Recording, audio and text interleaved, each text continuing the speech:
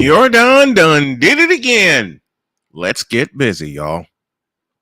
Because it's Friday and it's time to talk sports. Let's go. On your mark, get set. Let's go. I can't do it. We'll do it live. Do it live! I'll write it and we'll do it live!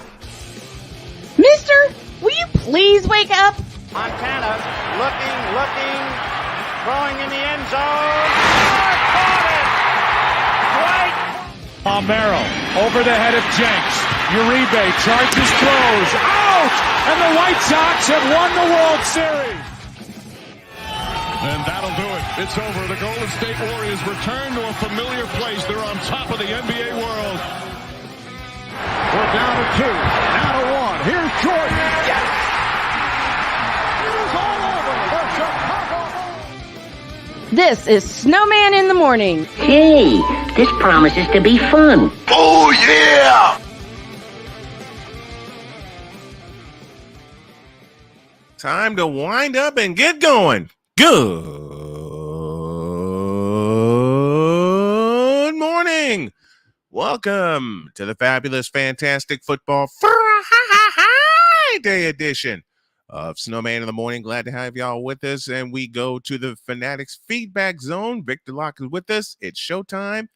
Chris Dietz also with us. Happy Football Friday. If you missed it last night, and I have to admit that I did because I passed out early, and care about concussions and steps that the NFL can take to correct the situation, check out Fifth Down from last night. It'll be replayed on the SDM Sports Radio Network this Saturday. I'll make sure I get that audio to y'all.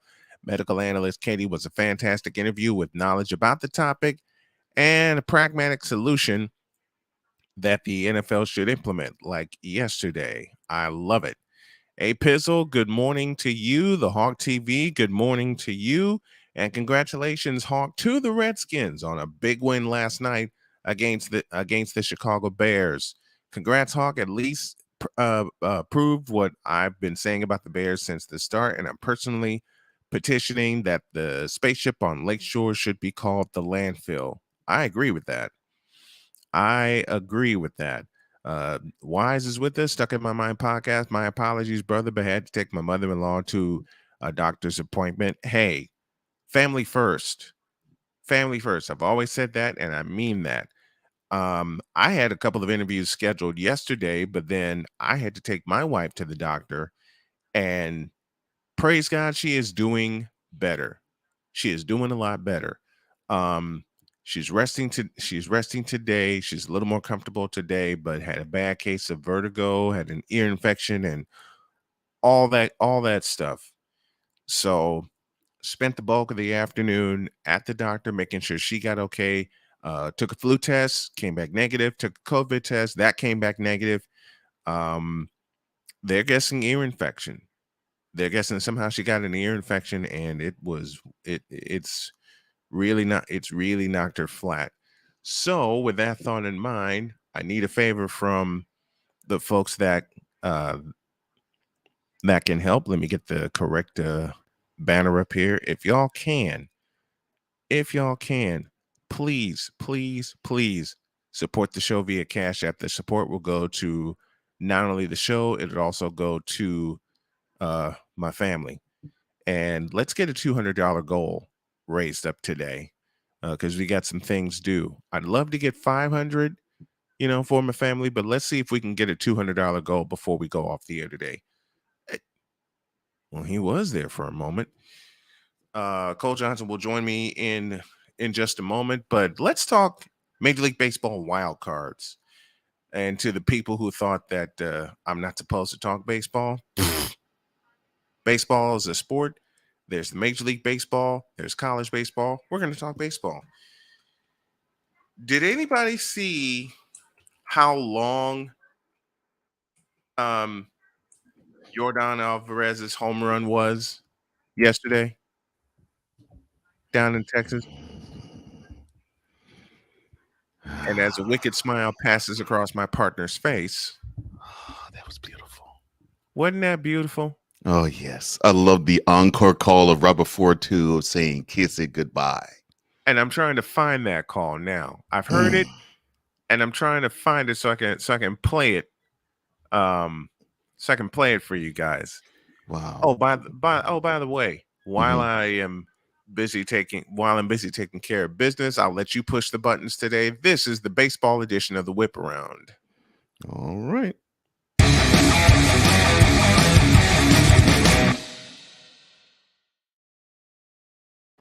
Paging Yordan Alvarez. He did it again. He hit a home run that hasn't come down yet. Wow. So he hits a walk-off 2 days Yep. 2 days before. He hits another go-ahead homer yesterday. Man, I mean, he's only player, and here's a fun fact for you. Only player in playoff history with that hit a home run with his team trailing 6th inning or later. So he's done it twice now. Wow. Yep. Only one to do it twice. Wow. I mean, what can you say? Yeah, well, I know what Scott Service, the manager of the Mariners, I know what he said when Alvarez got up there the next time. Yep. Oh, man. Yeah, that bat is smoking. Yeah. And they go to Seattle with a 2-0 lead. Yep. You used it. You said it yesterday that the walk-off home run by Alvarez did something for your soul. Yeah. Seattle's soul just got crushed again. I mean, what can you do? You know what's messed up? So imagine this. So your team, you haven't seen the playoffs in over 2 decades. You finally managed to make it there. You have this epic come from behind victory to close out the previous series. And then you have a 4-run lead. Yep.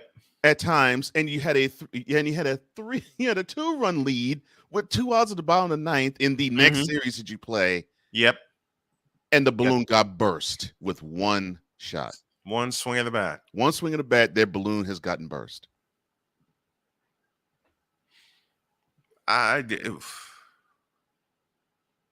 What can you do? Yeah.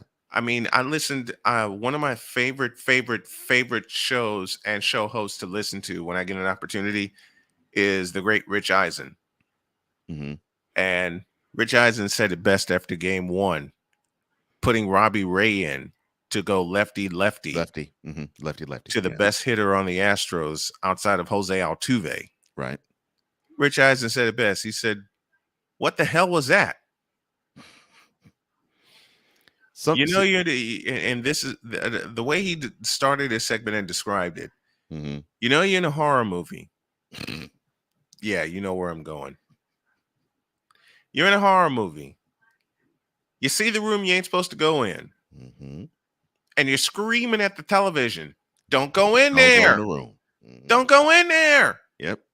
What do? They go in anyway. Stupid. Scott Service pulls his closer. Now that going back to game 1. He pulls his closer. Makes no sense. Yeah. To go lefty with the best hitter on the team. Now that makes no sense. That makes no kind of sense at all. So you fashion the guy who was supposed to, if you have a lead of any sort, you have that guy on the hill, whether you're facing him against right-handed batters, left-handed batters. You have this guy fashioned to get sometimes 3, sometimes 6, sometimes 9 if necessary outs, but normally 3. You fashion him to get 3 outs in the top or bottom of the ninth. And you pull him because you want basically baseball logic to win. That I don't get. That ain't logic at all. That's not. Well, here's the call. Prime at the plate in big games. And that one's hit well deep into left field. And Alvarez has done it again. Oh, my goodness. He has put the Astros in front. A 2-run home run makes it 3-2 Houston. And with that swing, he knew he got it. He knew it. It's one of those kind of swings. His zone is wide. That pitch was outside the strike zone. Yes, it was. And he went the right way with it. Yeah. By a foot. He went the right way with it. But oh my gosh, the coverage of the plate right now for him is ridiculous. Oh my God. Man. And of course the game before, the bat speed is ridiculous because that pitch was inside on him. And to think last year he was injured somewhat and they still got to the playoffs. Yeah. You know, that plate coverage is ridiculous, man. Ooh. And he pounded it the other way. Yeah. Wasn't even close. He pounded it the other way, y'all. He killed that pitch. I borrowed from one of the Seattle announcers against the San Diego. He killed that pitch. He did. I believe I have Robert Ford's call. The 0-1. Alvarez punishes one deep to left field. Kiss it goodbye. And the Landry's boxes. Astros lead it 3-2. Jordan does it again. Thank you for the encore call, Mr. Robert Ford. And the way it got started was this from Kyle Tucker. And that's it high in the air and deep to right. It sends back Haniger on the warning track at the wall. See you later. Kyle Tucker goes deep, and the Astros go up 1-0. That was one of those nice, pleasant, sneaky type of homers because you think, okay, that's all kind of a lazy fly ball, right? But you see the right fielder keeps going back. Now he's at the wall. Okay, he probably going to get it over the. We probably try to get it over the wall. Oh no, it's gone. It's a few rows up. Man, he smashed that thing. Yeah. I mean, like I said, what can you do? Yeah. Yeah. What can you do? When the Astros get going offensively, there isn't a force that can stop them. Oh man. There isn't one. Nope. When they get going offensively, there isn't a force that can stop them. And I got a feeling they're going to wrap up Game 3 in Seattle, but you know, T-Mobile Park's going to be a nut house. Oh man, they're gonna be loud. I mean, they're going to be loud as hell. I mean, well, you know how much respect we have for any Seattle fan. Oh hell yeah! I mean, the sports fandom is rabid. I mean, they go hard for the Seahawks, they go hard for the Kraken, they still go hard for the Supersonics. And say that again. Oh, say that yeah. again. Oh yeah, they still go hard for the Supersonics. Thank you. And they still go hard for the Supersonics. Mm-hmm. And you know they lose their mind with the Mariners. So 47,000 people are going to fill T-Mobile Park, aka Safeco Field. And it's going to be nuts. Yeah. It's going to be nuts. If they went nuts in 1995 in the Kingdom. The Kingdom was roaring. And blew the roof off the joint. That ALDS. Oh my Thank you, Edgar Martinez. Yeah. Thank you, Ken Griffey Jr., who hit 2 home runs in Game 5. Probably one of the loudest doubles I think I've ever heard in my life by Edgar Martinez. When Griffey rounded third and slid home for the division series clinching run. Oh my gosh, yeah. The Kingdom was a madhouse. And that was the first year of the division series. Yeah, the very first year. That was the first year of the division series, and Seattle became the first team to wipe out a 2-game-to-none deficit. Yep. And win that series. And they blew the roof off the Kingdom. Seattle, Washington sunk into the Pacific Ocean. And then the legendary Dave Niehaus, who delivered that radio call. I know Brent Musburger was on the TV call, and that call was legendary. But the call by Dave Niehaus, which I will find to close out the show today. I've heard it. I can't remember how long ago I've heard it, but I've heard it. You know what? I'm going to find it now.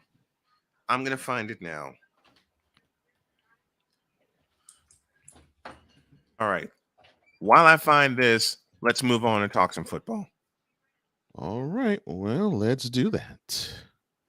I guess that effectively ends Whip Around.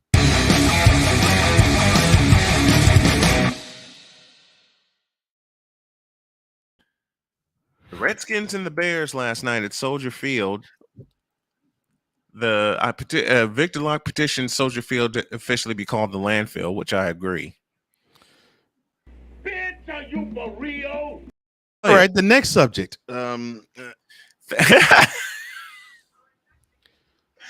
Look, next subject. San Francisco gets a free win Sunday. They're playing the Atlanta Falcons. Come on, man. They scored less points than the previous game we crapped on Thursday night. Yep. It took 12 points for Indianapolis to win last Thursday night, and it took 12 points for the Redskins to win last night. And tell me how the hell that works. And the execution was just as porous in last night's game as it was in last Thursday night's game. I'm going to borrow deep offensive a phrase that my dad would say to me often when I'm not giving my best. The execution in the football game last night was piss poor. It was horrible. I mean, come on. The Bears and look, credit Justin Fields. He put the ball where he needed to put it with his receiver at the goal line. Dude had the ball past the plane, but he could not maintain possession. I'm like, man, he put the. You could not have asked for Justin Fields to put the ball in a better spot. Look, those uniforms last night also. Oh, okay. All right, I'll put it this way. I'll put it this way. This is how I feel about the Bears orange jerseys. And this is darn sure how I feel about the Bears orange helmets. Take those ridiculous trinkets, put them in a trash, and burn them. put him in Lake, throw him in Lake Michigan, please. Yeah, better yet. Yeah, throw him in Lake Michigan. And you know what you do? You do what you do what a lot of people do when you go down Lakeshore Drive and you see a piece of the lake. Open the window and throw them out. I mean, come on, man. You all are not the Browns, but you all they played like them. They played like the Cleveland Clowns. I'm like, oh my gosh. I had someone yell at me when I said Cleveland Clowns in a conversation while perusing social media. Oh no. And I mean, she yelled at me. She really yelled at me. She says, "Don't you talk about my team like that." Well, tell them to quit playing like clowns. Oh, Victor says no. That lake is already. Yes, it is. Yes, it is. Well, that's how Soldier Field looked in week 1. Hold up. That was not a summoning. You're right. Stop the laugh. Stop the laugh. Stop the cap. Stop the cap. Stop the laugh. Stop the laugh. Oh, Lord. I think Deet sent me a present. Oh, Lord have mercy. What did Deet send you? No, I think Deet sent me the knee house call. Matter of fact, let's do this. Let's go to a break. We'll come back because we're already off schedule, but we'll talk a lot more football. Mike Debate will join me during hour 2. We got Sam Shady Doo here at the bottom of this hour. And of course, you know who's due at the bottom of hour 2. Of course. And I don't need to. Matter of fact, let's go to break with this, and you'll hear. Love a base hit into the gap, and they could win it with Junior speed to stretch. And the 0-1 pitch on the way to Edgar Martinez, swung on the line down the left field line for a base hit. Here comes Joy. Here's Junior to third base. They'll wave him in. The throw to the plate will be late. The Mariners are going to play for the American League Championship. I don't believe it. It just continues. My, oh, my. My, oh, my. The late, great Dave Niehaus, the legendary late, great Dave Niehaus on the call. To a break, and we'll talk more football, including those doggone helmets. Good Lord. They need to stop with the color rush. That's all I'm going to say. Well, they need to stop with the color rush. No, the color rush is fine. They just take it in a step further with the helmet adjustments. Oh my gosh. Back in a flash. This is Snowman in the Morning.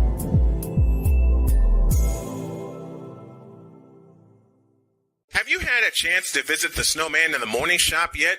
You haven't? Then what are you waiting for? Go to officialsitmorn.com, check out the shop when you type in the word shop, and you'll see things like, a coffee mug that's available, a sweatshirt, a t-shirt, and a whole lot more. And while you're buying items from the Snowman in the Morning shop, you can support the Snow Strong Carolina mission. We got a lot to do and a short time to get there. Go to officialsitmorn.com/shop, check out all of the gear, and wear the same gear that the crew wears. And when you're doing that, tell them Snowman sent you.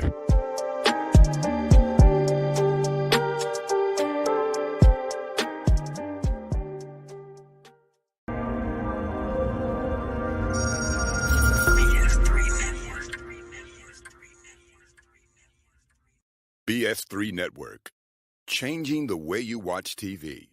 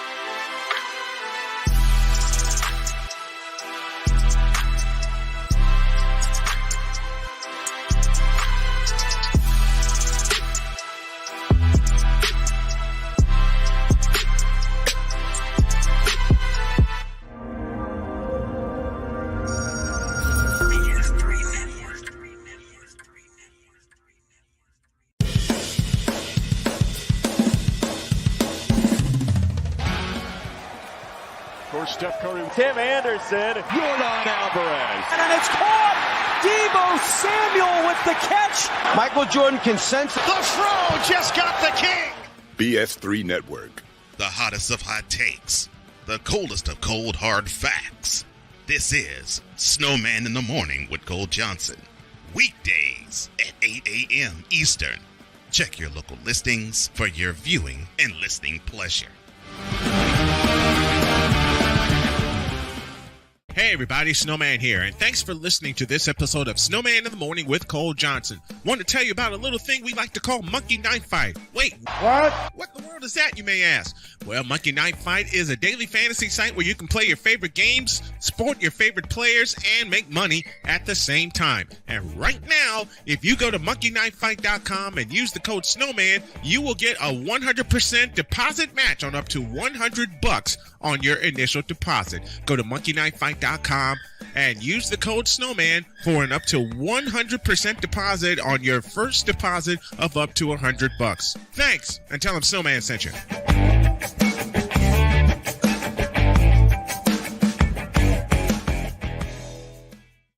Mister, how do you operate this Twitter thing or this Instagram thing or whatever the heck?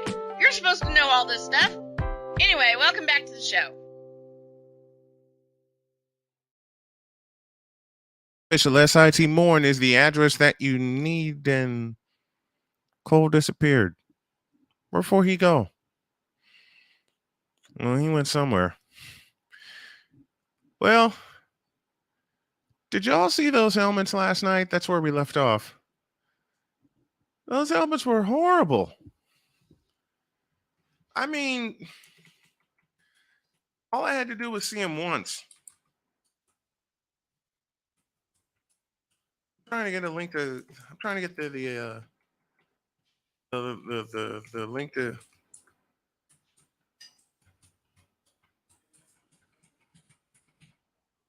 There we got him. But yeah, who came up with the idea for those helmets? Matter of fact, let's go to the Fanatic. Let's go to the Fanatics feedback zone. Petition that the spaceship on Lake Shore should be called the landfill. Yeah, I agree with that. Ryan McCoffey, good morning, gentlemen, and good morning to everyone watching and listening. Wait, there's baseball talk on this show? Yes, there is. And that's a direct shot to a couple of folks in particular that think we shouldn't talk baseball on the program. So yes, there is baseball talk on the show. Good morning, Sick Diggy. How's everyone doing? We're doing fine. Everyone's doing fine here. And in case y'all missed it, the Cash App is right there for those of you that are watching. If you're listening, the tag you need is $ Tallman Dr. K50. Let's get a $200 goal in today. As I mentioned at the top of the show, but love to get 5, but let's see if we can get 2 before time runs out this morning. Now he's back. Where'd you go, man?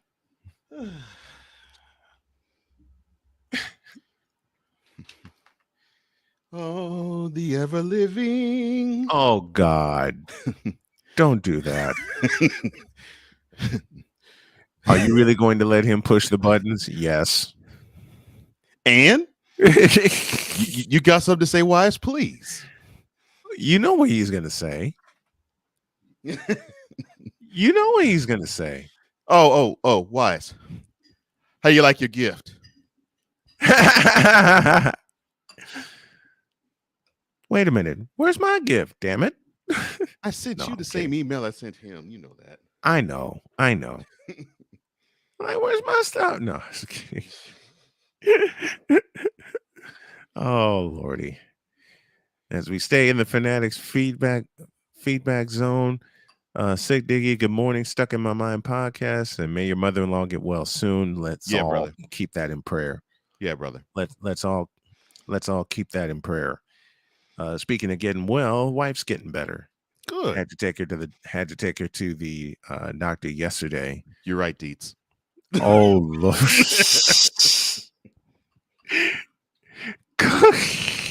Put that one back up. Put that one back up. I can hear Wise right now. Don't do it. Do not do it. Do not push that button. Oh, goodness. All right. Give me a snowman's take. I got something in mind here. Oh, Lord. Okay. Oh, I'm seeing the steam come out your... Okay.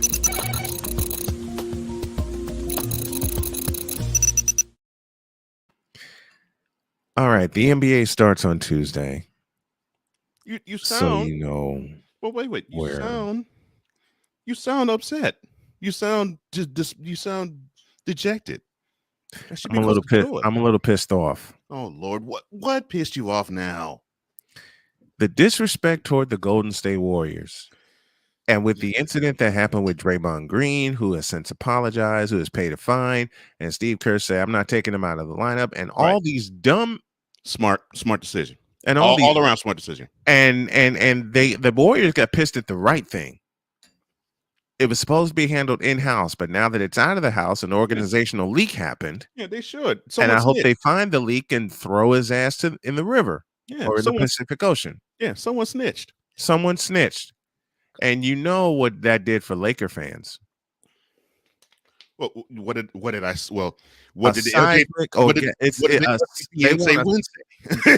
they want a seismic orgasmic shift. Mm-hmm. And let me just put this out here. Draymond Green ain't going nowhere. He's too much of a warrior to entertain anything else. What did the LJPN say Wednesday? Oh, they want him to come to Los Angeles, and Draymond ain't having it. Draymond ain't having it. Okay? And all you Faker fans and all you fans of the Brooklyn mess, because now the LJPN and that other 4-letter network and CBS and everybody else is picking the Fakers and the mess to appear in the NBA Finals. Thank you, Victor. Somehow, some way, they expect the Brooklyn mess to get their act together. Somehow, some way, they expect the old ass Fakers to get their act together. Not old A Fakers. The old ass Fakers. You've seen that team. Yeah, they should all apply for AARP. Yeah, they all should apply for AARP and be done with it. Mm-hmm. Look, it's not happening. Okay. In fact, I wouldn't be surprised if we get a repeat in the World Championship Series, or if Milwaukee gets their act together and they see the Warriors in the World Championship Series. Let me put it this. I would love for that to happen, but I'm not sure about this. I'm not sure either. Yeah, I'm not sure either. Let me put it this way: it's the Warriors' world, and everybody else in the NBA is just living in it. And that incident that happened is going to unite them even more. And if you don't like it, all of the NBA teams, do something about it and meet them, will you please? But it's simple. To be the champs, you have to beat the champs. Whoa! Let me say that again for all of y'all on the cheap seats at Oracle Arena. To be the champs, you have to beat the champs, period. In other words, the other 29 NBA teams, you all got to walk down that. Oh, yeah. You got to bleed. You got to sweat. You got to pay the price to climb the mountain. The Warriors did that. Basketball lifetime. Yep. The Warriors did that. They're the champs. And until somebody beats them. Until somebody beats them, they're having a hard time holding them alligators down. Mm-hmm. I close with this. And hear me well.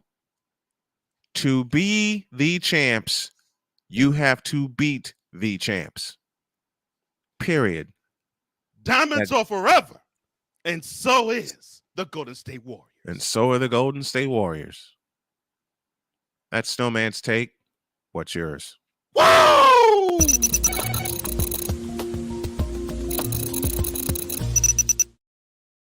Now that I got that out of the way, here's Sam. Good morning, fellas. How's it going? Sam, you Going got a good, 2-foot Sam. How are smile you? on your face. I wonder if it's because the Eagles are the only undefeated team in the NFL right now at 5-0. Would that be it? Actually, I was just sitting here listening to you guys chat, and you guys crack me up, man. I truly enjoy this show, so I was just sitting back there laughing my butt off at Cole here because that was hilarious. But, I mean, well, Cole echoes what I'm saying. To be the champs, you got to beat the champs. And of course, Ric Flair's playing in my head. Yeah. Exactly. And then he channels the Ric Flair fan in me. And then all of a sudden, all the catchphrases have to come out of me whenever I hear anything Ric Flair. And we're talking about the Ric Flair promos from the NWA days. Oh yeah, mid to late 80s. Exactly. Mid to late 80s when he was walking the aisle. Yeah. Robes and everything. Speaking of walking the aisle. Yeah. EAGLES Eagles. Yes, sir. Dude, talk to me. I mean, yeah, I didn't introduce you right because I should have played this.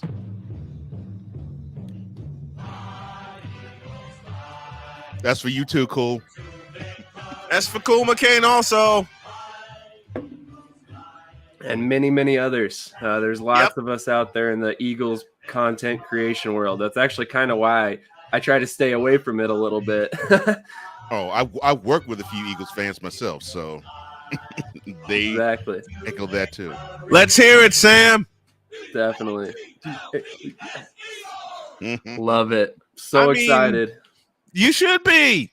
Mm-hmm. You know what I called at the top of the season, and people thought I was crazy? I called Eagles 49ers in the NFC Championship. Even though the Vikings are 4-1, even though the Cowboys are 4-1, it's a faulty 4-1. Oh, and the Giants are 4-1 too, Wise. We ain't forgot about that. Look, I'll believe in the Giants before I believe in Kirk Cousins. As you should. Say that again, because I think people are brainwashed with them. Listen, I'll believe in the Giants and the 49ers before I believe in the Cowgirls and the Vikings. Man. Because you're talking about two teams that have a very shaky foundation. Because I'm seeing too How many people. the hell are the Vikings 4-1? Because I'm seeing too many people drop to their knees and sucking. You Kirk already Cousins. listen. You already know. Woo! You already know. And Sam with the Marvel shirt on, I love it. Yep. Dang, Fifth Down Sports. What are you trying to say there, buddy? Listen. Though, look, what did we talk about at the top of the show? Those orange ass helmets of the Chicago Bears. Yeah. Throw them away, please. Why? Now, I love the black uniforms the Eagles bust out. Yeah, those are cool. That fits. Those are cool. That fits. I like them. Okay, that fits. I've always liked those. Yeah. Once upon a time, on a Thursday night game in 2016, and I can't believe I'm going to bring this up, but I have to. On a Thursday night game, they had the Rams and the 49ers. The Rams were in all mustard uniforms, and the 49ers were black. I liked those 49ers black Those 49ers uniforms. black uniforms were great. And the creator in me says, put a little white tracing on the numbers and the letters, and they really would sell. Yeah. That's the only thing they were missing. No, I was laughing at you too. I was laughing at the chat. Who said it? The Hulk destroyed the MCU. It was horrible. Oh, she Hulk destroyed the MCU. Yeah, I haven't seen that one yet, so I'll give you that one. See, but it's on the list. I want the Hulk that I love was played by Lou Ferrigno. Yeah, and listen, David Banner was played by Bill Bixby. Mm-hmm. That Incredible Hulk frightened the blank out of me the first time I saw it. And I loved what Bill Bixby said, and I think the Philadelphia Eagles are saying the same thing. Don't make me angry. You wouldn't like me when I'm angry. To a certain extent. And look, I don't care what anybody says. I don't care about the Packers. I don't care about the Vikings. I certainly don't care about the Cowboys. And we're going to have Ben Sudworth here at the top of the hour. For me, the Eagles have proven me wrong, and I've always been on the Eagles bandwagon. Okay? And my team's going to prove everybody wrong too. Yeah, I mean, like you said, I've got more faith in the 49ers, the Giants. I do have some faith in the Cowboys only because of the way they're winning. They're winning The with the run defense and game the and the running game. defense. Yeah. So, I mean, if they I do keep that too. up when Dak comes back, they're going to be a dangerous team. But if they fall back into Agreed. their old ways and start passing it 40, 50 times a game because Dak's healthy again, we might see a totally different team. Say that again. Please say that again. So, one thing we've talked a lot about on the NFC Beast is that Mike McCarthy and his play calling and Kellen Moore and his play calling at times they favor heavily on the passing game. Too Dak much. is in. Yes. Exactly. Too much. And they have two of the best running backs in the league. I have zero issues saying Pollard is one of the best backs in the league. He would start for probably 29 other teams in the league. At least 2/3, yeah. Mm-hmm. And the thing is, before Dak was the franchise quarterback of the Cowboys, if you want to call it that, they built the line to run the ball. So how is it all of a sudden that they just simply go far left away from what their identity was before Prescott became the Cowboys quarterback? I never understood that. Yeah, I mean, I get the fact that they have a lot of faith in Dak, and I like that. You got to show faith in your quarterback. You got to let him lead the team. You have to. And that's fine, yes. Exactly. But you have to show faith in your game plan also. And that game plan for the Cowboys is to run the damn football. Yeah. Show faith in the rest of your team. Yeah. I mean, you're showing very little faith in your offensive line if you're going to drop back to pass 50 times. Exactly. I mean, because to me, the sign that you want to have for your offensive line is, all right, boys, we believe that you five are strong enough to move the defensive line in front of you 3 feet every single time whenever you run. Mm-hmm. And when you don't do that, it's an indictment against the offensive line. And I dislike that the most about the Cowboys. And I really believe that when Dak Prescott comes back, we will see the 40, 45, 50 throws a game plan again. And we'll see McCarthy. And we'll see the Prescott boys hopping on to his, you know what, talking about, look at the numbers Dak is putting up. Kind of like another certain group of people, which I will not touch this morning. But they want Dak back so bad. Mm-hmm. This is what Cowboy fans are feeling. They want Prescott back so bad so he can put up those numbers, and everybody in Cowboys Nation can say, look at the numbers that Dak is putting up. You're doing it wrong. You're doing it wrong. Yeah. And this weekend it's the Cowboys and the Eagles. I believe it is it in Philadelphia. It's in the link. It's in the link Sunday night. Now I have a prayer that I'm going to unleash for Eagles Nation. Mm-hmm. Eagles, I want y'all to beat the ever-loving out of the Cowboys. All right, now here's the question I have to ask you about that game, Sam. Yes, sir. How much faith do you have in the Eagles defensive line to be able to be the bullies that I think they should be and could be against the Cowboys offensive line?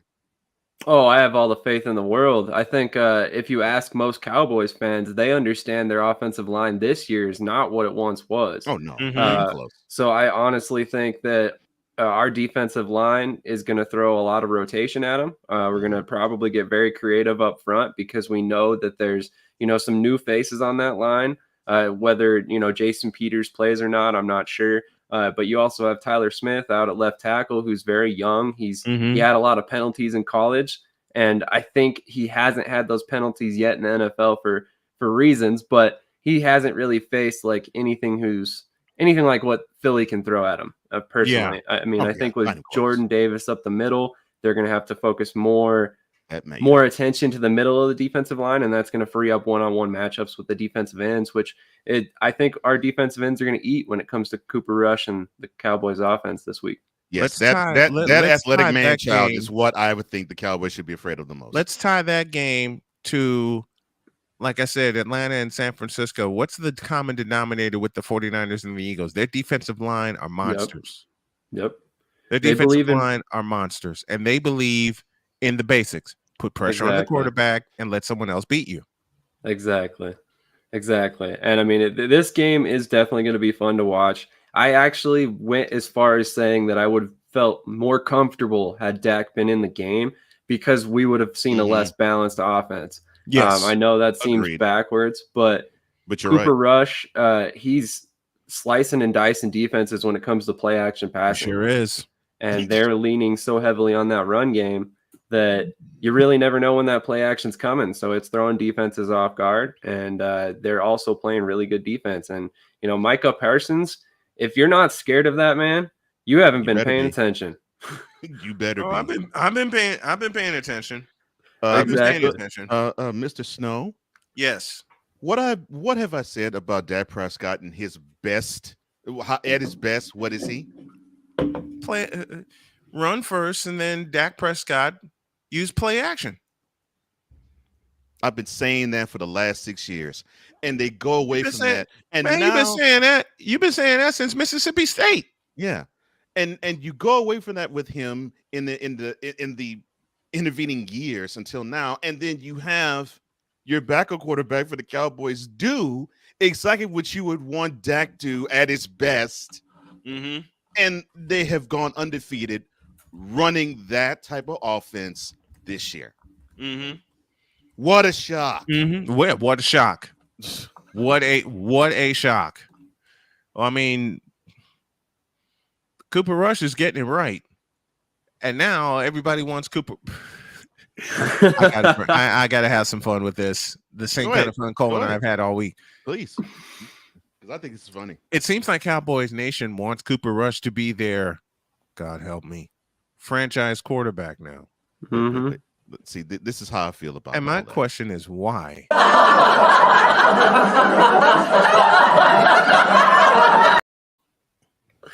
Love it. Yeah, I honestly think that Ben said it best. I laugh wider than Wonder Bread. Exactly. Thank you for that, Ryan. I keep forgetting to ask, what does he think about the Rebound Nets coming to the National Arena League next season? Question from the fans. Go ahead, Sam. Ryan, man, you are on top of it. I just heard about this last night. So I'm super excited about this. For anybody who's not aware, the arena game for a couple years now has not had these rebound nets, and these rebound nets are in play. So the kicks that would normally go out of bounds are literally able to be caught and returned, and it makes for such more exciting gameplay. It's amazing. It does kind of on the downside of it, you know, fans aren't going to get as many balls in the stands and stuff like that. But at the same time, it's going to create a much more exciting product on the and field. more points. Man, I didn't know the rebound. I didn't know points. I know the rebounds net was taken away from it. Wow. Okay. About 3 years ago, it was taken away. Yep. Okay. Wow. And they went with the traditional goalposts, but the rebound nets are coming back. And anyone who has watched arena ball, like I have, the rebound nets keep the ball in play. Yeah, you can kick one perfectly off of the rebound nets and create a scramble and get a touchdown out of it. Yep. I've seen it happen. Exactly. I've seen it happen. So, you know, the team I've seen it happen with so many times before the league photo was the Iowa Barnstormers. Yeah, the Arena Football League. The Iowa Barnstormers had perfect kickers to get their team in position for like 5-yard drives and 10-yard drives. And then if they don't get that, then Kurt Warner will just slice and dice you all the way through the game. But yeah, that's what's going on. Yeah, it's you fun. Had an article. I want you to touch on this. You had an article where the NFL has failed, the CFL has capitalized. Talk to me about that. Okay, yeah. So it's not just the CFL as well; it's the USFL as well. And if you go check out that article, you'll see a clip that actually points exactly to the USFL and how they've showed the NFL how this should be done. So obviously, anybody who's been watching football in the NFL the past couple weeks, you've seen these roughing the passer calls affect the end result of this game. Well, the CFL and the USFL both have reviewable roughing the passer calls and reviewable pass interference calls since 2016 in the CFL, and obviously since the inaugural season in the USFL. But what happened last season in the playoffs of the USFL was that there was a roughing the passer call on what ended up being an interception. The Philadelphia Stars had an interception on Luis Perez, one of the most efficient quarterbacks in the league last season. He threw one regular season interception. So that just tells you how crucial this play was, because the Generals did not have turnovers. But anyway, they review the play. Mike Pereira talks you through it on camera. He explains exactly why you're reversing the play. So it was really awesome from a fan perspective to hear what he thought. Exactly. That was one of the good things about the USFL, by the way. But anyway, he talks you through the play. They pick up the flag. They upheld the interception, and that ended up leading to a victory by the Stars. I mean, that's the way that officials should affect the game, period. They should not affect the end result of the game in a bad manner. Here is where the needle gets burst. So you have that, and that is all logical and beautiful and should be implemented, in my opinion. When they messed up replay, NFL, when they messed up replay back when Brian and I were in high school, they always kept saying, and I know you heard this too, man, when we were growing up, they always kept saying, well, the replay is dragging the game experience. It's making these games too long. We have to shorten it. So for years, they tried to think of how they was going to shorten it. And so then they said, okay, well, we'll just give challenge flags and that'll do it. And then they hardcore said then, if I'm not mistaken, I think this was about when they actually had them do this, quote, we are not going to relegate any penalties in reviewing any type of action on the play, on the field. Close quote. So they come close doing it with pass interference, and that whole year it was a debacle. And they decided it was a horrible debacle. And the reason why I believe we won't see that in the NFL is because they think, okay, they're thinking money, they're thinking fan experience. Of course, I'm saying this with all tongue-in-cheek and sarcasm. And they're saying we want the games to be 3 hours long. And who cares if it's going to be 3 hours long if you're going to have an incident like with Chris Jones giving Derek Carr a strip sack, fumble, and recovery before Carr hits the ground. And then you call it a roughing the passer penalty when the dude wasn't a passer any longer because he didn't have the ball. Yeah. Now, thankfully, the Chiefs won the game by 1 point. But imagine if that was a Raiders victory. And imagine if that sack, that strip, that sack, that fumble recovery was part of an incentive that Jones won't get at the end of the season. It might be. The other player that got screwed by roughing the passer penalty, Grady Jarrett. Oh, Grady Jarrett got screwed royally. And Grady Jarrett got screwed, and so did the Atlanta Falcons. And what made that even worse, it was a beautiful stunt rush. Yes. Yeah. I saw that. I was like, oh, my God. It was a delayed stunt rush. It was beautifully executed. And he protected Brady when he was tackling him. He sure did. Yep. I'm like, and how the heck we can see this, but these refs can't? I'm like, come on. Really? See, that's the big thing with the NFL the past couple seasons. And we're always arguing about the interpretation of something. In my eyes, it should be a bang-bang type situation. Like, if it looks like a catch, it's probably a catch. Yes. If it looks like roughing the passer, it's probably roughing the passer. If it looks like the dude just tackled him and he got slammed to the ground kind of hard, but it wasn't intentional, it's not roughing the passer. Thank you. And that is what led to Tua's concussion. It wasn't done with malice. It wasn't done with not at all. It was just I mean, I was an offensive lineman, but I got taught some defensive technique too. They teach defensive linemen this all the time, where it's like, okay, if you wrap your arms around, especially the quarterback, you wrap your arms around the quarterback, do a spin torque so that they won't be able to escape your grasp. Right. That's what they did. And it's unfortunate that Tua ended up having a concussion from it, but it wasn't that he wanted to dump the dude on his head. No, it wasn't. It wasn't done with any. It wasn't done with any kind of malice. No, and you should be able to see that. So you want to safeguard it, but by messing it all up for the next fans. Man. Why? You know, half of these woke fans, and this is where Chris and I will go with Snowman Unfiltered sometime this weekend. You know, half of these woke fans and half of these woke broadcasters want to put the R word in the conversation. And you know the R word I'm talking about. Yep. The look on Cole's face and the look on Sam's face tells me everything I need to know. I mean, come on. You want to do play is play. That's all. Play is play. Play is play. And that's all.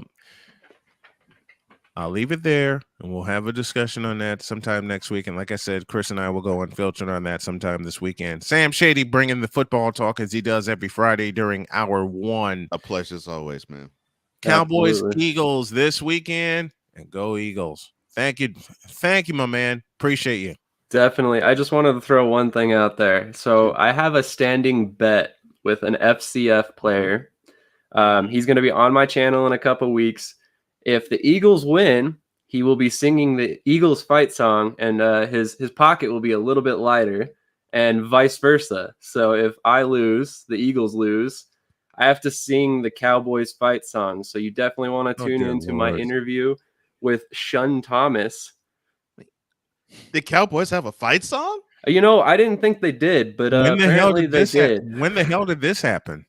I assume a long time ago, because I've never heard of it, and it looks like a very, very old video. Yeah, so. nor have I. Unless the fight song is "We Them Boys," I don't know. I don't exactly. I don't know of a cowboy fight song. Thank you, Sam. Definitely. Thank you very much. Thank you, brother. Absolutely. Have a good weekend, guys, and I'll catch you next week. You too, man. Later. Since when did the Cowboys have a fight song? Hold up. We Them Boys. That ain't a fight song. We Them Boys. That's the only thing I've heard of any type of song at all. That was sort of like representing Cowboys' pride. That ain't a fight song, man. Well, I agree, it's not, but that's the only one that I know of. That ain't a fight. I think it's absolutely stupid. That is not. I will not cuss. I will not cuss. I will not cuss. I will not cuss.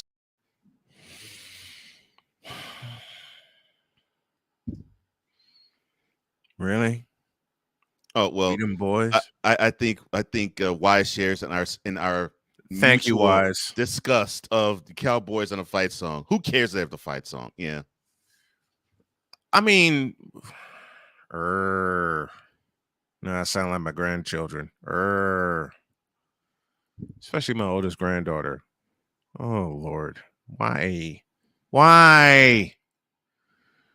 I don't know. I mean, we say the same thing every Wednesday after a certain discussion, and I don't have to. Why? Good Lord. Yeah, you're right. And that's another reason why I want the Eagles to beat the blank out of the Cowboys. That's another reason, because I don't want to hear we them boys. I don't want to hear that. Nobody wants to hear that. Support the show on Patreon. Go to patreon.com/SIT morning. That's patreon.com/SIT morning. As we approach the top of the hour, we're wondering, why the hell do the Cowboys have a fight song? And my other question is, when the hell did they get one? I never heard the Cowboys have a fight song at all. Man. Sick. I love you, brother. The Dallas Cowboys fight song is brought to you by the following. And it feels so good to play this.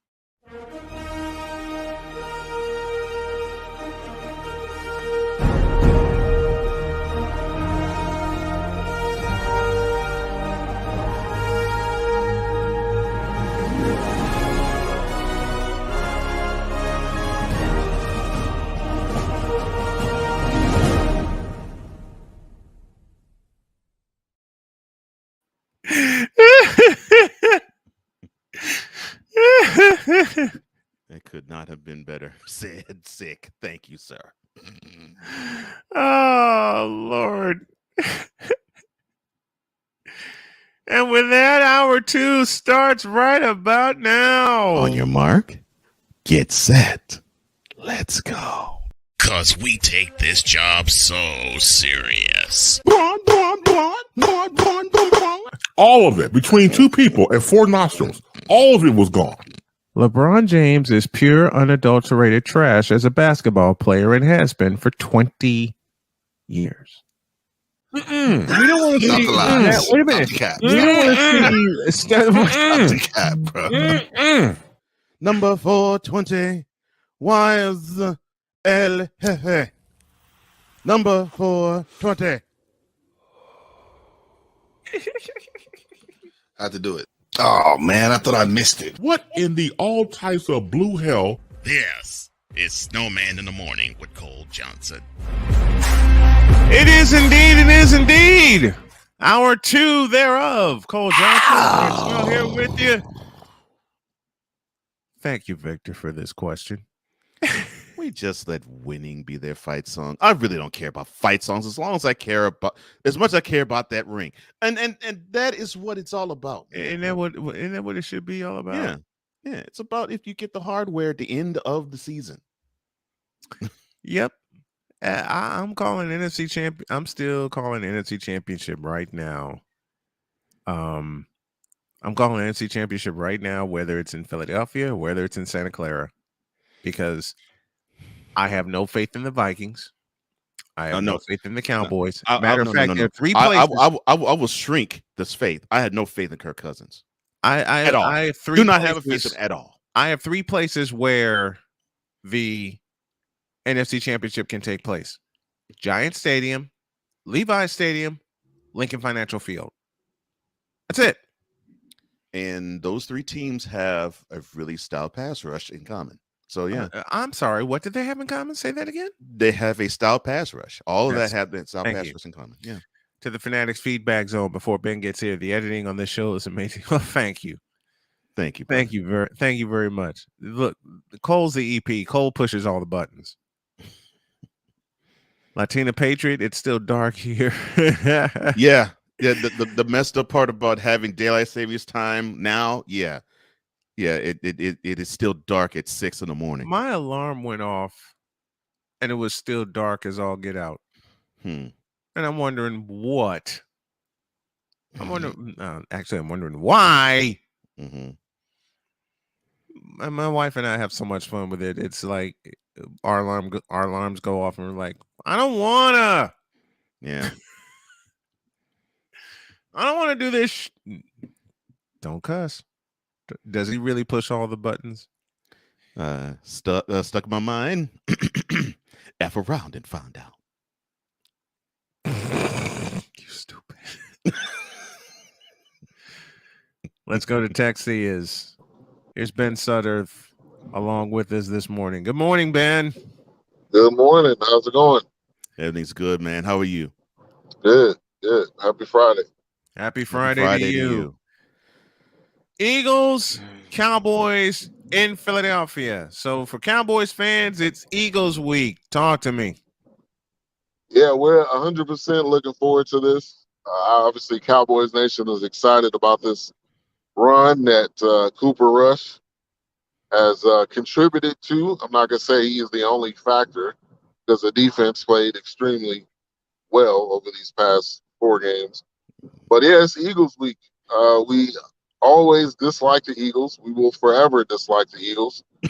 And so we will forever. This is marked as one of the top games. I love it. Okay. Forever disliking the Eagles. All right. So as a Cowboys fan, I know traditionally it was the Commanders that was the biggest rival of the Cowboys in terms of this is the game and this is the rival. Has it recently become the Eagles now with Cowboys Nation being the game and the rival to beat for the Cowboys? Yeah, it's definitely been the Eagles over the past, I don't know, probably 10 years or so. Some of it was with the Giants definitely during those days with Eli and, Tiki Barber and Brandon Jacobs and all those guys. But yeah, with the Eagles, it's been that way as of late because most of the time that the season is riding on those type of games. Normally, that's the last game of the season. We're fighting for that divisional spot. So normally, it's an important game, and Eagles fans are obnoxious, and Cowboys fans are obnoxious. So it's just a perfect match. Before you use the perfect word for both fan groups, obnoxious. I love it. Before I continue, when the Redskins won the game, I played Make them say,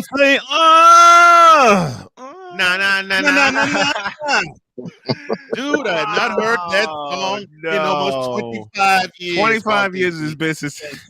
Thank you for that reference, man. Oh Lord, thank you, Hawk TV. Congratulations, for that. and congratulations to the Commanders on a good victory in Chicago. Yes. Okay. My question to you before we get further on with the Cowboys versus Eagles Sunday night is, what's wrong with your boy Michael Irvin? He comes on First Take and he sounds like he is channeling TD Jakes or Creflo Dollar or even sometimes John Hagee. Why is he wanting to be a Baptist preacher on national TV, acting like he's higher than a kite? And then he so believes in the team that you are hoping that he has pom-poms, that he's actually a cheerleader, but you're disappointed knowing that he's not. Yeah, he must have watched some old TD Jakes tapes. He's probably he's been taking notes. All that hooping and hollering and sweating, and I mean, come on, man. This fool. he's go ahead, Ben. Now I would say he's about to have a stroke out here, man. You need to chill out. Man. This fool had the nerve on national TV to say, how did he say it? He says, the word says that God sent Goliath to David, not for Goliath to kill David. No, God sent Goliath to David so that David could be reminded that within him is a giant slayer. It says, and the Eagles have been brought up at the right time for the Cowboys to become giant slayers. I'm like, Lord have mercy. Cue the organ music. Oh Lord. And I mean the bad. I mean the bad organ music. Oh man! I'm talking about having the organist who plays all off tune and all off key. You hear it, but you still sing with the praise and worship crew. That organist. That organist who crammed for an exam Saturday night while drinking a 40, and then being old English, baby, and roll up in the choir room on Sunday morning. God know my heart. Drunk as all get out. I mean, you can still smell the you old smell like English. A brewery. You smell like a brewery. You can still smell the OE. Yeah. They're like, you can still smell the OE on them. Yeah, they're like, whoa, you smell like a brewery. What's wrong with you? Yes. God know my heart. God know my heart. God, and I mean, he's leaning over. God know my Listen, heart. I know my body has been wobbly since surgery, but I have a medical reason. This organist that we're talking about that rolls up in a Sunday morning saying, God know my heart, is wobblier than me. Okay? I mean, he's leaning on any and everything. That malt liquor. Liquor. I had a rough night last night. Yes. Oh, we know. Yes. Oh, you had a rough night with a happy ending. We all know. Yes. Yeah, a rough night. Had a rough night with a happy ending and had to roll up in the church the next day. Yes. We heard the Sean Watson story. Drunk off his ass. Okay. That come as you are don't mean literally as you are. That's not what it means. I mean, we're talking about correct, Ben. Oh Lord, Victor. I love you, Victor, for this. What about that player? I was listening to Robin Harris this morning on the way in. I was, and I heard that routine. Robin Harris got me through my first breakup. Yeah, I'm talking about the man sitting next to the man, sitting next to the man, sitting next to the damn man that called my piccolo player an MFO. Do something. Nobody moved. Man. R.I.P. Robin Harris, man.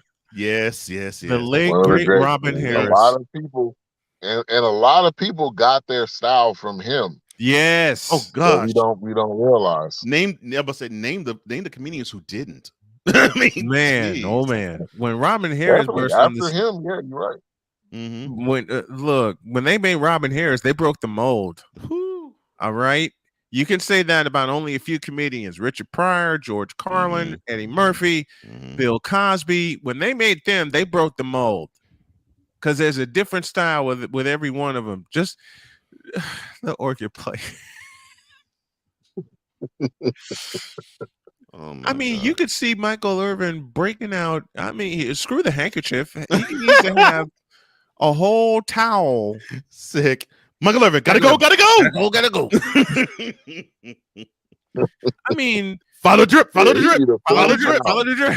Yeah, that's what you used to say about him about Michael Irvin back in the 80s. Yeah, follow the drip. I'm sorry. And we're talking about the helmet that he wore in Miami. Yeah. All right. The helmet he wore with the Cowboys had the follow the drip, because you can see it between the 2 8s on the back of his jersey. But then he cleaned that up. Yeah. All right. But now you follow the drip with his sweatbands. All right. He needs, you know what Michael Irvin needs whenever he comes up first take with that preacher outfit? He needs a towel like Jerry Tarkanian used to have. Oh, no. He needs 2 towels. One that's dry that he can wrap around his neck. And the second one he could chew on that's like full of water. Y'all remember Jerry Tarkanian and the towel that he used to have on the bench. He would munch on the towel during the game, yeah. And it was it was wet. And I think it was soaked in water. Yeah, it was soaked in water. It was soaked in water. Mhm. He needs one of those. Especially when he starts preaching. Don't forget the endorsement. Okay, sick, fine. This sermon is proudly and blessedly sponsored by Old English Peppermint. Keep swigging without the yuck mouth.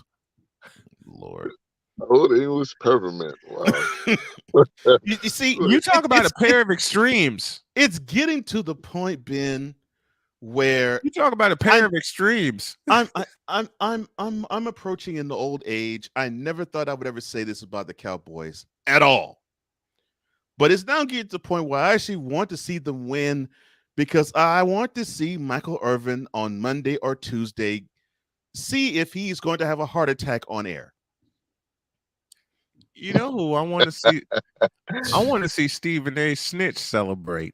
Oh, no. Eagles win. I want to see that. No. I don't want to see that. I don't want to see that as much as I want to see when the Cowboys lose in January in the playoffs. Then that is must-view TV. I'll admit that. You mean like last January when Stephen A. 9 months ago when he ripped into I'm so sorry, Ben. 9 months ago when he ripped into Cowboys Nation and that was watching that game against the 49ers.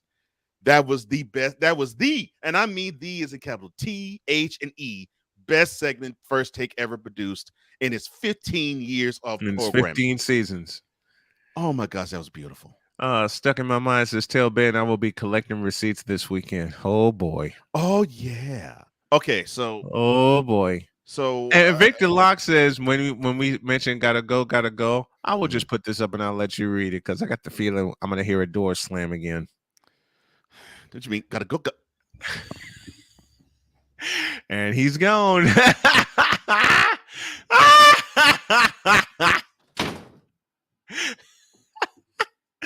And he's gone. And we can still hear him laugh.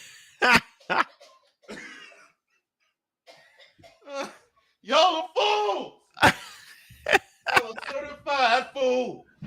Oh, Lord have mercy. And he's gone. Oh.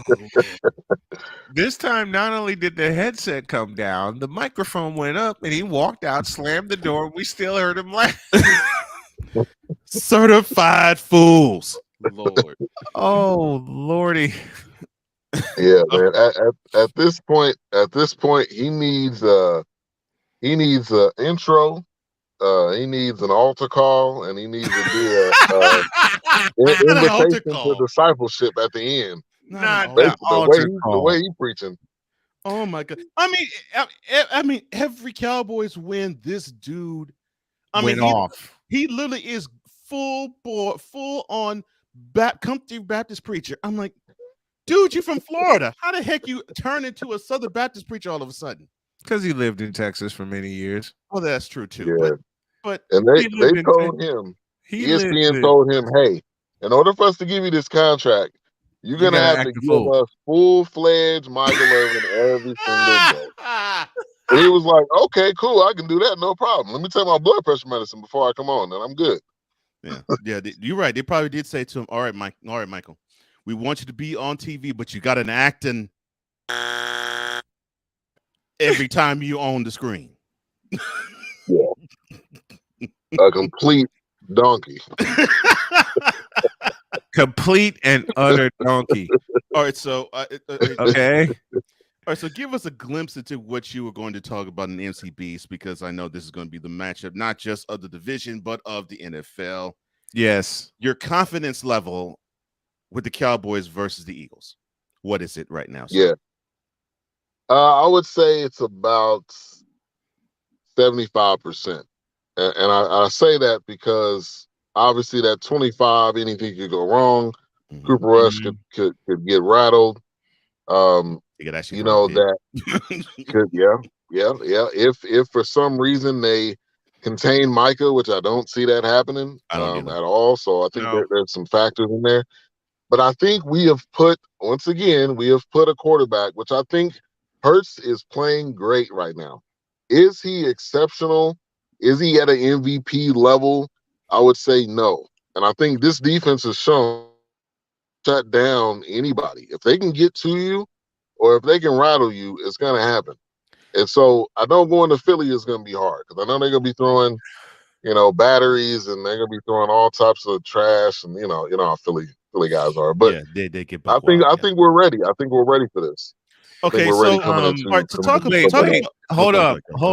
Go ahead. Cole. Oh Lord, read this. I'd like to welcome all of you. Oh, sorry. I'd like to welcome all of you to the Blue Star Southern Baptist Church. Please welcome the Honorable Reverend Michael Irvin. Lord. Reverend Dr. Michael Irvin. That's right. Reverend Doctor. No. Yeah. There it is. No. The right Reverend Dr. Michael Irvin. Oh my gracious. Oh, all right. So people focus on the Cowboys defense with Micah Parsons, obviously, and with Trayvon Diggs. So basically Parsons addresses, I won't say all of the linebacking, but basically when it comes to the linebacking core, they think Micah Parsons. When it comes to secondary, they think Trayvon Diggs. Talk to me about the impact of DeMarcus Lawrence on the defensive line, because I don't think we've heard enough talk about him and his impact on that defense. Yeah, we don't talk about that enough. He signed a big time contract. He's had some injuries, but his presence on that other side is going to force the quarterback to look both directions, and that's killer right there. It's going to be hard to be able to focus on Micah, and then you look into the other side. You got D-Law. He is quick. He's physical, and his presence is not gonna, most of the time, is not gonna show on the stat sheet.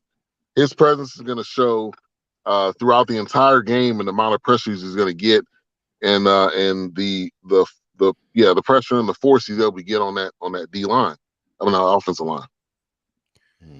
Well, we're gonna do this. Haven't heard back from Mike DeBay as of yet, but we're gonna get into some picks, and I don't know how long Ben can stick around, but we're gonna get into our picks right now. And folks, I'm gonna start in Atlanta. It's the 49ers and the Atlanta Falcons. All of our spreads are brought to you by Caesars Sportsbook. 49ers favored by 5.5, even though they are beat up and they are diminished. I still go with the 49ers running away in Atlanta, and I'm going to take the 49ers and I'm going to lay the points. Cole, talk to me. Wow, I'm shocked. I thought you'd take the Falcons. Yeah. Look, I still think the Falcons are shaken, especially by the way they lost last Sunday. Mm-hmm. I don't think they'll recover from it. And I think even though it's at home for them, I think the 49ers have just have too much physicality for the Falcons. Ben, what do you think? Yeah, I got 49ers too. I don't see the Falcons being able to be as physical and being able to stop whoever's going to run the ball. And again, we always talk about it, as long as Jimmy G doesn't make any mistakes, this should be a walk away win, I think. I believe it. I believe it will be too. I think good job making your father happy, Ben. I think the 49ers will make it 3. I think the 49ers will make it 3 in a row and continue to lead the NFC West. Jaguars and Colts from Indianapolis, Indiana. I think the Colts are going to really get it right. I got the Colts, and I'm going to lay the points. They're facing the Jaguars. It's Indy favored by 2. It's a 1 o'clock kickoff in Indianapolis. Let's go to Ben. Yeah, I'm gonna go Indy 2 and take the points. I still don't 100% believe in the Jaguars. I don't really believe in Matt Ryan either, but I'll give the Colts the advantage. Understood. All right, Cole, talk to me. All right, so the Jaguars, they're going to spank the Colts again. I mean, they're going to whoop their behinds bad. They're going to take it to the woodshed, and they're going to spank it. Oh, wait a minute. I'm sorry. Oh, the game is in Lucasora Stadium. Oh, yes. Colts. 4:05 kickoff in Los Angeles. The Panthers and the Rams. This is a get-right game for the Rams. Rams are favored by 10. I'm laying them all, and I'm taking the Rams. Cole? Okay. Baker Mayfield is starting for the Panthers. Rams. All right, Ben, what do you think? Ditto. I don't need to say anymore. All right, Patriots and Browns in a matchup, and I never thought I would say this. Of 2 and 3 teams, it's Cleveland that's favored by 2.5. Give me the Patriots, and I'm taking the points. Cole? Oh, so the Patriots are a road favorite. Okay. And they should be. The Browns should be ashamed of themselves as to how they've been playing because they have let games slip that they shouldn't let slip. And I think they're still going to do the same. The Patriots will go to Cleveland and stomp all over and put a dump all over Brownie the Elf and go out with a victory. All right, Ben, what do you think? Yeah, I'm going Patriots points as well. I don't think the Browns are going to be up to it, and Belichick's gonna scheme his way into a win. Green Bay favored by 7.5 over the Jets. You know what? I'm feeling a little. I can't do it. Aaron Rodgers and the Packers, and I'm just going to take the points because this is a trap game for everybody that's picking. This is a trap game for Caesars. This is a trap game betting wise for everybody. I'm going with the Packers, but I'm going to take the points. Cole, talk to me. Man, I really want to root against Mr. Hayohashika so Me bad. too. I do not like him and his attitude. Unfortunately, he is the difference maker in this game. And as long as they decide to run against the Jets, I really believe in Lambeau at home, the Packers will take care of business. All right, Ben, what do you think? Yeah, I got Packers. I think they're going to definitely want to bounce back from last week. And I don't see them losing 2 in a row, especially to the Jets. Yeah. And I want to root against Aaron Rodgers so bad. Vikings and Dolphins in a 1 o'clock game from Miami. It's on Fox. Minnesota favored by 3 on the road. I don't care who starts a quarterback for the Dolphins. I want Kirk Cousins to get pummeled. Give me the Dolphins, and I'm taking the points. Ben, talk to me. I'm going to go Vikings on this one. Obviously, Tua's not starting. I don't know what's going on with Teddy. I know he was walking off the field, so I don't know who's going to be starting, but I'm going to go Vikings. I really don't want to do that, but I just think by default, I think the Vikings are going to win. By default, I love that. Cole, what do you think? I really do not like Cousins at all. But since this is not on national TV, this is not a Sunday night, Thursday night he does well. If it's not a Sunday night or Monday night game, the Vikings will win. I hate saying Okay. Bengals and Saints from Nolan. Cincinnati favored by 1.5 on the road. And it's a 1 o'clock. It's a 1 o'clock game. It's on CBS. I got a feeling Iron Eagle will be in New Orleans. We'll get the announcing list in just a moment. Saints. I want the Saints and I want the points. Ben? Yeah, I'm gonna go Saints. I'm gonna go Saints and the points. Yeah, I think that I agree with you there. All right, Cole, talk to me. Okay, what team is going to show up for the Bengals? just tell me. Is it going to be a team that actually is good defensively, or is it the team that's going to be good offensively? Tell me what team's going to show up. Since you have that type of uncertainty, the Saints will win at home. And I think they're going to win going away. I think they're going to win going away. Here's a juicy matchup. Baltimore favored by 5.5 on the road, facing the 4-1 New York Football Giants. It's a 1 o'clock kickoff on CBS. I'm going with the Giants, and I'm taking the points. I love you, Lamar Jackson, but there's something about this Giants defense that is speaking to me. I'm going with the Giants at home, and I'm taking the points. Ben? Wow. This is a really good matchup. I'm gonna support my man Wise. I'm gonna go Giants in somewhat of an upset. I'm gonna go Giants actually, and I'm gonna run, but I'm gonna go Giants. All right, Cole. Oh my God! Somebody in Vegas wants people to bet on the Giants. Mm-hmm. Wow. Okay. Yep. Okay. So the Ravens have been undefeated on the road. They seem to play better on the road, actually.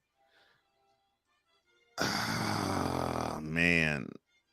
I'll go upset, too. I see the Giants winning it. Yeah, I got to go with the Giants. That defense reminds me of a Bill Parcells defense, the way they're playing right now. Yeah. Got to go with the Giants.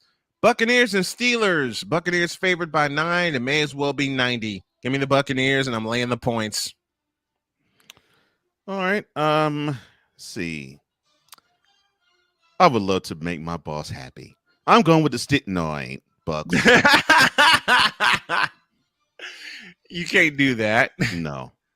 You can't do that. I think Ben, are you still here, or do you have to run? I'm still here. Bucks, and then I'll go. So I'll see you guys. All right, brother. Thank you, Ben. We love you. Right. Thank you, Ben. Okay. All right. Cardinals and Seahawks. You know, this could be easily a Colts Broncos kind of game. One of those 12-9 kind of games. One of them make you throw up. Well, I know it definitely makes you throw up. Yeah, and I got to pick between these two rivals. All right, F it. Seattle at home, and I'm taking the points. Yeah, I don't have the faith in Kyler Murray rallying the troops. I really don't. And he needs to be that type of galvanizing force. And he's not. And you could tell he is missing one DeAndre Hopkins who will be coming back. So I don't know if I don't think he's coming back in this game. I think he's coming back next week. But he's missing that one target where he needs to rely on him. And because of that, and Seattle is a beast at home, even with Geno Smith. Whose Mountaineers won last night. Yeah, so I'll go with the Seahawks. I love Victor's response. Blair, scoreless tie. That's the way I really want to lean. That's the way I really want to lean. Wise thinks the same thing. Tie. A Pizzle says Cardinals, I guess. Well, if I'm not mistaken, didn't these two teams tie recently before? They tied once before in Arizona. Fit Down says take the over. Both defenses are awful. Man, Victor Locke says nope, scoreless tie. God almighty, gotta love that.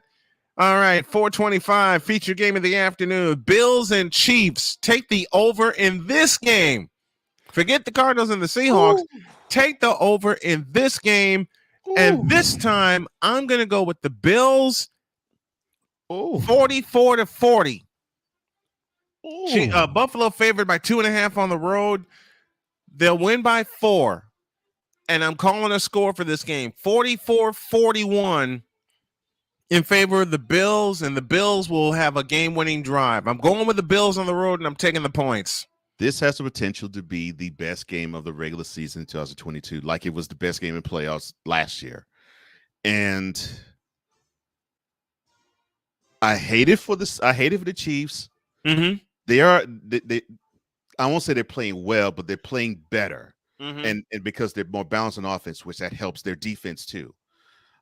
But the Bills are playing with a chip on their shoulder. They only had one slip up. Yep. Down in South Beach. But they're playing with a chip on their shoulder. And we saw that opening night.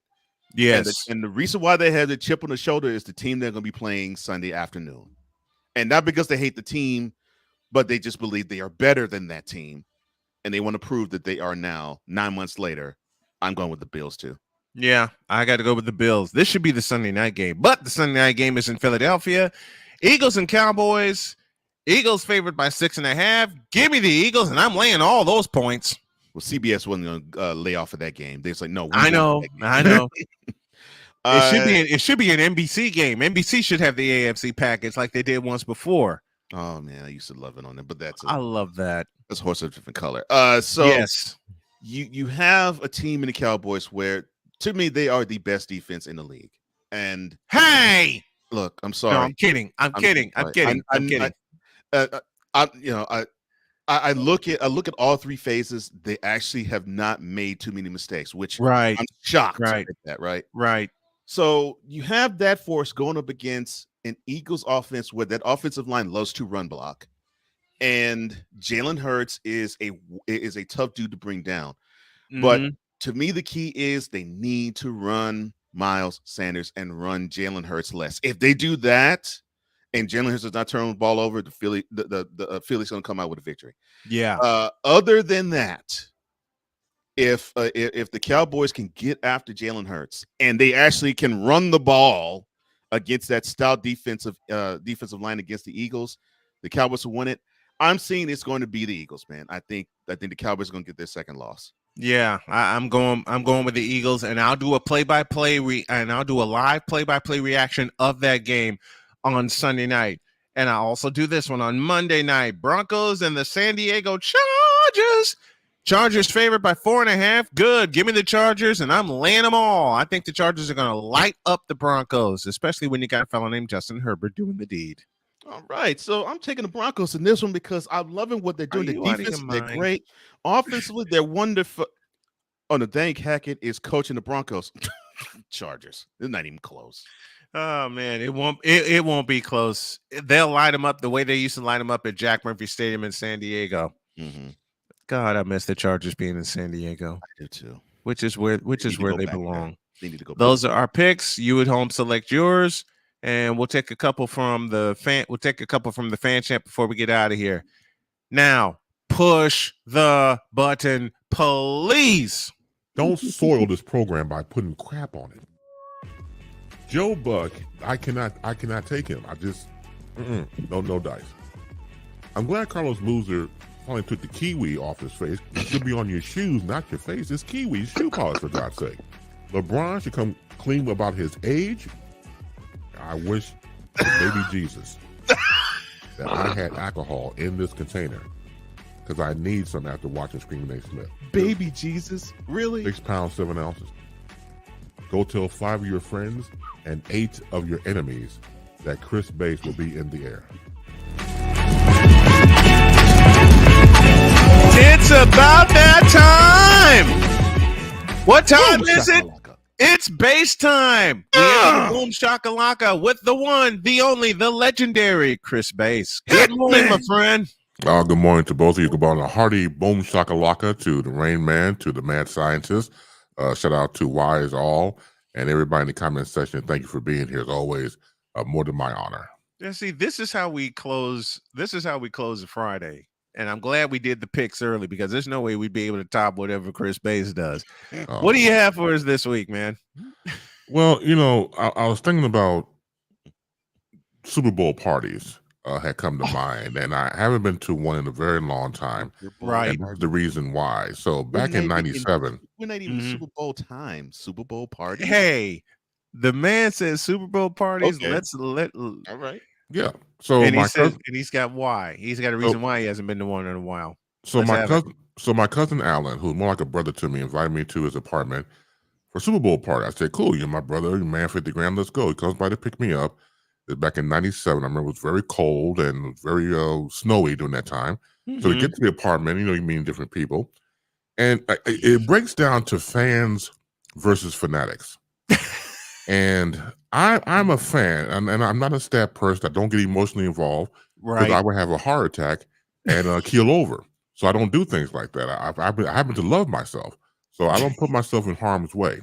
So having said that, it's different when you're watching television, obviously, and so you're not connected to people. But when you're Yes. actually in an event or an arena, or dare I say somebody's living room, and somebody's next to you, and they're just they're doing the most, as some people say. So, this guy named, just whatever his name was, hey, Jake, this is Chris, Jake, hey, so brother, you know, give him the dap. They're watching the game. Yeah. And of course, people obviously are emotionally involved. And once again, fans versus fanatics. Fanatics. Yes. So I'm sitting there and, watching the game. It was the Packers versus the Patriots at the Patriots, time. yeah. Right. So, we're involved, obviously, because we're there to watch the game. Mm-hmm. And so the guy starts off like, "Oh, man, my mama could have got that ball, and my mama's dead." And so I'm like, "Oh, okay." Oh, Lord have mercy. I was like, "Okay, well, I didn't know the zombie apocalypse was going to happen, and the zombies come back and start playing football. I had no idea this was happening." So once again, you try to play it off.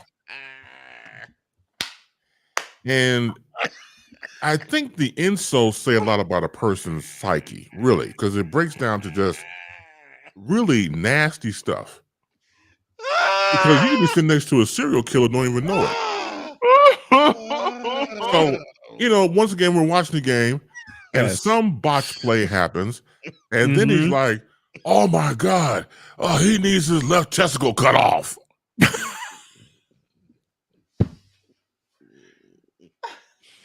Oh Lord, I guess he won't be hanging low. Oh, Lord. And I'm looking at brother, and I'm like, "Okay." I'm sitting there like I have my beard in my hand. How can I enjoy this? And this guy always talking about cutting off, body parts, especially important ones. Man, look, I was like, "You gotta be killing!" And I started wanting to do the scooch over number, so I'm scooching over, right? So I'm like, "This dude's just too much." Yes.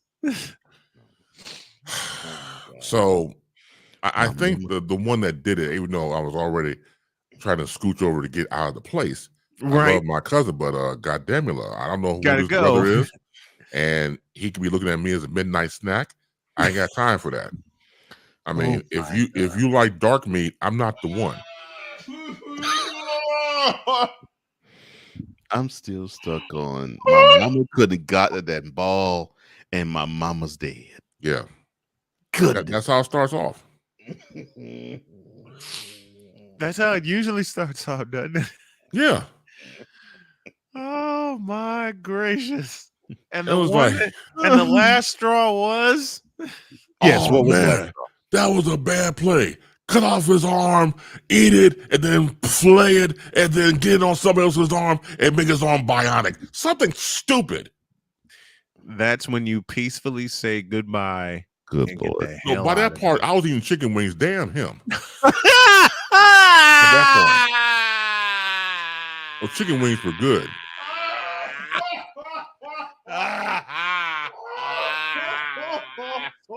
You can say what the hell you want to say. Those chicken wings were fire, as they say, man. I was like, I had about 10 of those bad boys, man. I was really blocking him out. He said he was eating chicken wings. Victor, base was eating the LeBron James chicken wing. Well, those chicken wings were good, Doc. I ain't saying they were delicious. They'd been in a crock pot all day long. Man, it was beautiful. He said I was just getting on them chicken wings. I didn't Man. care. He didn't care. I He didn't care. didn't care. He wanted. He got to the chicken wings. I was just dining. I don't blame you, brother. Oh Man, they were my delicious. gosh! All off the bone. I said before, been in the crock pot all day long. It was delicious. That does sound good. Oh, Yeah, Victor it says does. Club Shay Shay would like to have a word about them chicken wings. The Club Shay Shay did not have the brand on chicken wings. Damn that. I mean, come on now.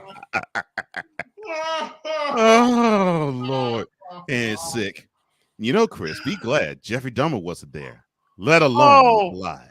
Look, but dude, Jake was giving off, Jeffrey Dahmer vibes. Yes, he was. Yes, he was. Yeah, Yes, he was. I mean, you're cutting off body parts and talking about filleting. I mean, who says that during a Super Bowl game or any game? Hell, life in general. I'm about to say, Right. games. Yes, Forget the games. Right. Who says that? Period. And but brother's sitting next to me on the couch, and he's just about filleting arms and taking the arm off and putting another arm off and making body out so you catch the And ball. cutting off body. All of this extemporary type of thoughts. Like I said before, I don't really care for brother at this point. I got those chicken wings. I blocked them out of my hearing, and I just went for broke. So he said at that point, I don't know what he said. Because the wings are delicious. Oh my God. The last time I went to a Super Bowl party was Super Bowl 45 with the Patriots and with the Packers, I beg your pardon, and the Steelers. My friend Tony had invited me, big time Packer fan. Of course, the spread was there with the chicken wings, and I didn't know who was performing at halftime. So at halftime, I had gotten a snack. I got through the first half. And in my mind, I'm thinking, I don't care who's performing at halftime. I'm getting food. Yeah. And then I hear the following announcement. Open it, please. Oh, Lord have mercy. So the following announcement went, quote, ladies and gentlemen. Wait, I can't even do it now because the group escaped me. No, it doesn't. Ladies and gentlemen, the Black Eyed Peas. Close quote. And this is what should have resulted from that.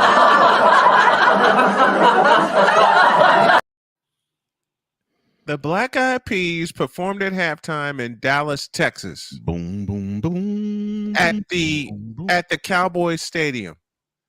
That is too old for this. Absolutely. That's when I got my beer and my pile of wings, and I went away from I went in another room. I wasn't going to watch that for 30 minutes. My friend Tony came in, checked on me. You're not watching the Black Eyed Peas? Hell nope. For the simplest of reasons, they're the Black Eyed Peas. Oh, wait. So he asked you that question? You won't watch that? You won't watch the halftime show? And you said, Hell no. To the no. Spare you. Wasn't gonna do it. Wasn't gonna do it. Wasn't gonna do it. But to be fair, I would have watched that over Screaming Jake next to me. I would have taken that any day. I can take some Black Eyed Peas, but not somebody talking about, their mama and their mama come back from the dead to play football, the zombie apocalypse. I would take the Black Eyed Peas over that any day of the week. Well, Bass, I feel like you. I wish I had some alcohol in that cup because I could have had some alcohol over the Black Eyed Peas. I mean, for me in that situation, in comparison to Screaming Jake, yes, and Black Eyed Peas, Stone Cold Agreed. sober. I don't have to have look. Don't give me no beer, no alcohol. Stone Cold sober. Right. Because this dude over here is he's extra.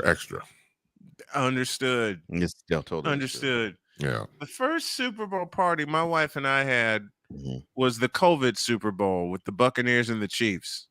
And my wife laid out a spread. All right. We had meatballs, we had celery, we had carrots, we had of course they had to have the chicken wings. She made a cheese ball and everything. And my wife looked at me and she said, okay, you're the football expert. Who are we picking?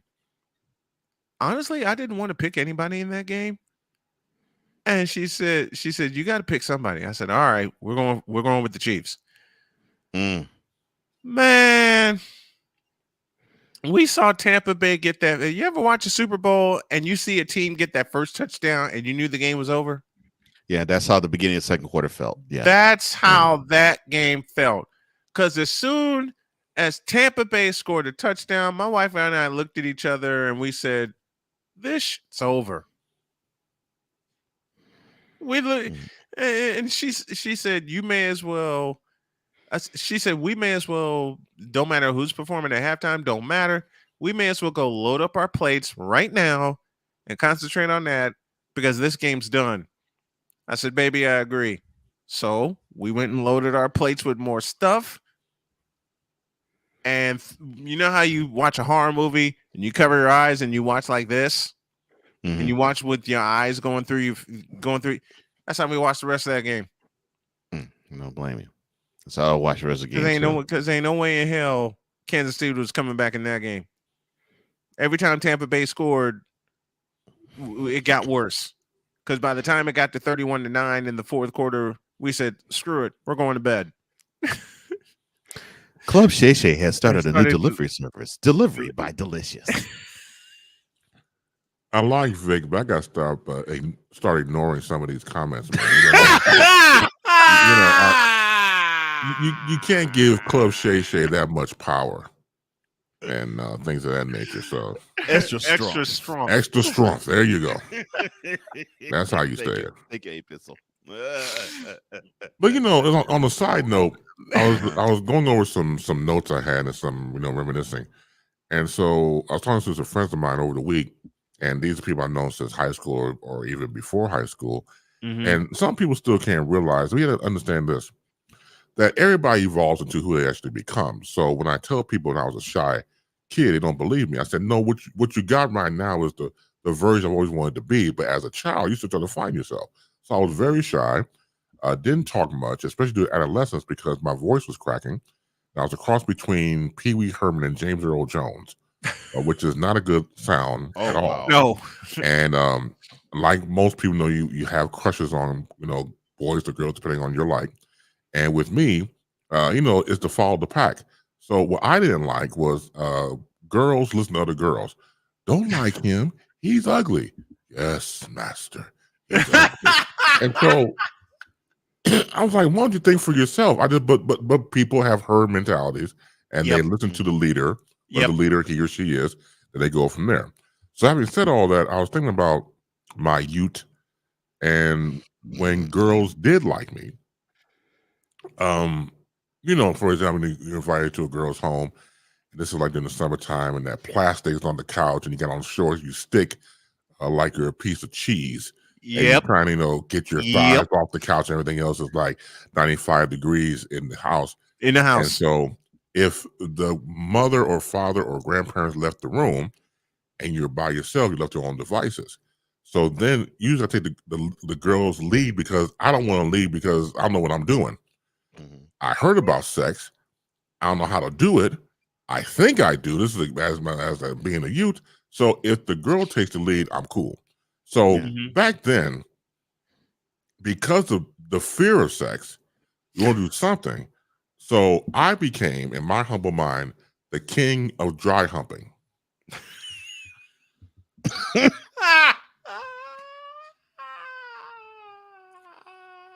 It's the safest sex ever created.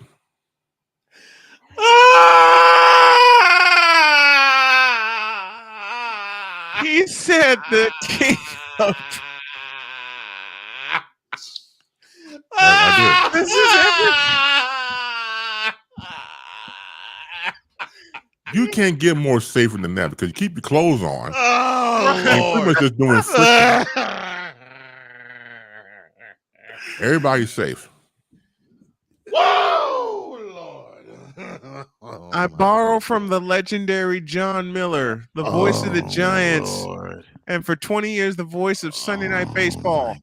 Safe! Oh, Lord. Yes, it'd be safe. Oh, Lord. Everybody's safe. Oh, I was like, Yeah.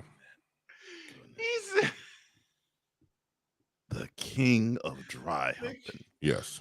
But see, how do you execute that when it's 95 degrees in the house and you're sticking to the plastic on the couch. By that point, Doc, it don't matter. It doesn't matter. It does not matter. You're right. You're right. I'm sorry, brother. You got to get a couch to hump. You got to get a couch to dry hump on your own. Oh, yes, that's man. Right. Oh, Lord. I think sometimes the parents set it up.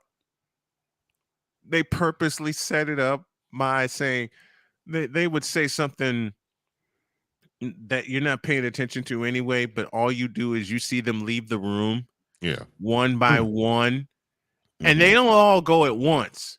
Because if they all go at once, they already know what's going to happen. Stating the obvious, Yes. If they all go at once, they already know what's going to happen. Or you could be like my parents back when I was living with them when I was 21. They went upstairs like it was a normal night. I was downstairs, and about, I don't know, 30, 35 minutes later, it's all like a pile of neck bones for like 5 minutes. And I said to myself, oh, I'm proud of my parents. They're getting it on. And I'm disgusted by them at the same time that they're getting it on. Good Lord. It wasn't subtle. They went upstairs and it was on like a pile of neck bones. Oh no, yeah. They went upstairs. My father just plowed the juice box of my mama. Yes. Yeah. Plowed it. Just put the tan on it. Yeah. It's like, what power to you? Don't. I mean, look, I understand that's a man and that's a woman, and yes, it happens to be my mother and father. But I'm like, okay, cool. As a man, I'm happy for your dad, but as your son, I'm disgusted. Yes. I mean, listen, with this, I've been in basic situation also. When the adults leave the room one by one. Oh yeah, you know what's gonna go down. They are setting you up and putting a spotlight on you, like they put a spotlight on Michael Jordan whenever he's introduced. Because when I came home from college on a break in 1990, there was a girl I liked in high school, and she said, "You need to come over and have dinner." And right away, I'm thinking, "Oh Lord!"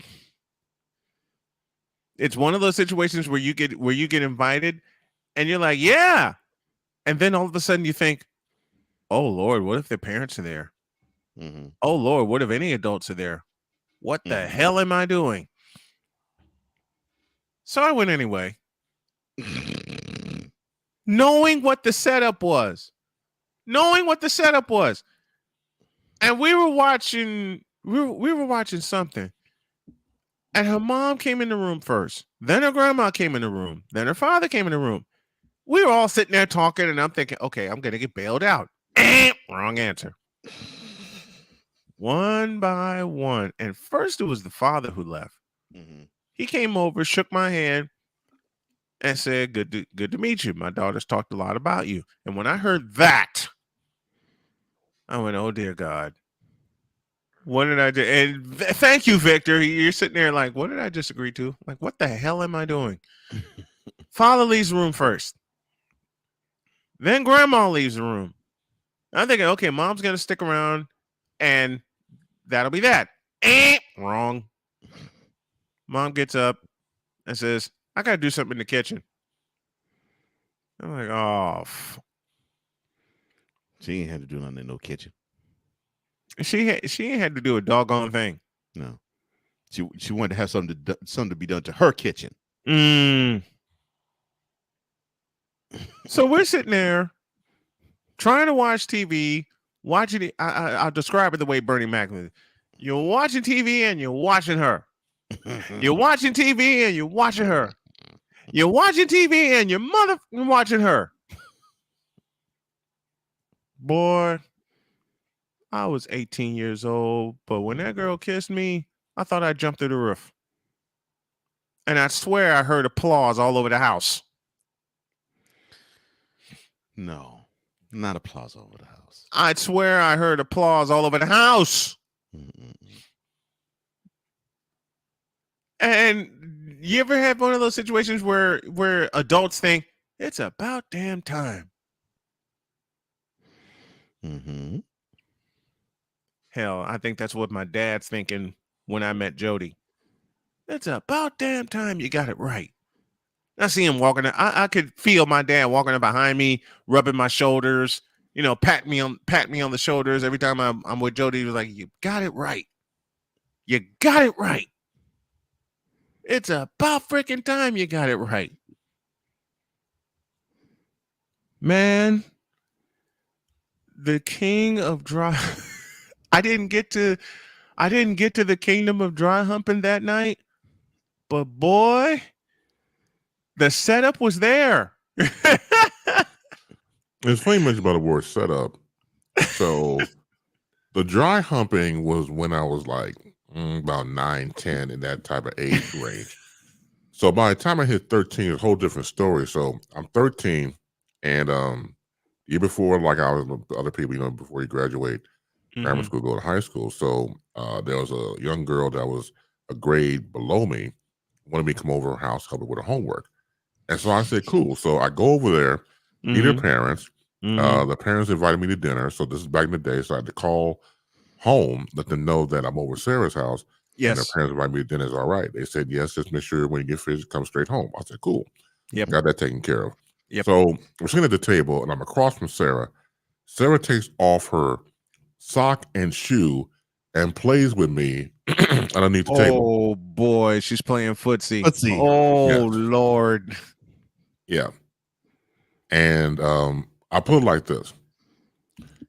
If I could levitate the table with no hands and just use a body part like a jack that you use to jack up a car. Yes. Yeah. That would have been me. Yeah. No hands. As Grandpa, no hands. As Grandpapa said, you got stiff and hard like Charles Bronson. Exactly. And quick. Yes. It was quick, fast, in a hurry when she touched it. And she would do what she was doing. We was talking about, sexual stuff anyway before the dinner. So pretty much she was setting me up pretty much. Yes, she rolled out the red carpet.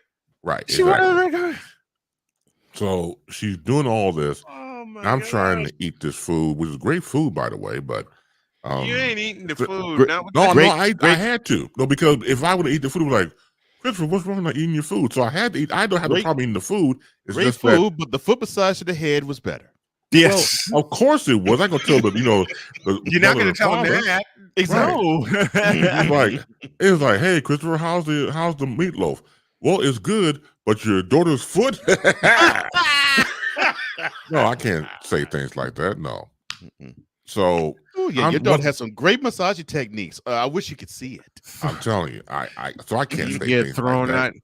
You get thrown out of the house faster than you get thrown out of the house like Jazz did with Uncle Phil. Wait a minute, you get thrown out of the house faster than Nolan Ryan throwing a fastball. That's no brainer. So I'm concentration, people. So concentration. So I'm trying to eat the food, and she's giving me the foot job and everything else. So then here comes dessert. Now, mind you, I'm 13 years old. Yes, I had no control down there. So I'm pretty much stiff wood for like an hour, and then when dessert comes, like, Christopher, you like cake? I sure do. So it was a chocolate frosting cake with yellow. It was a chocolate frosting with yellow cake. Yes, man, I ate 4 slices so I can get down. So I can go down. Sugar rush, then sugar coma. Man, I didn't care. I could. How can I get up with a rock hard? And I had to wait for it to settle down. So I ate 4 slices of the cake before it actually went down. So there you go. Oh my gosh, man, it was rough, doctor. Every time I see the chocolate icing cake with yellow cake and chocolate icing, I have memories. You think about the best massage you probably ever had. Yeah, I've had better after that. Don't get me wrong. That was when you're 13 years old, man. That's huge, literally. But it was a lot to go through at 13 years old, man. I was that was all right by me. Are you saying the foot was huge? No, you're not. No.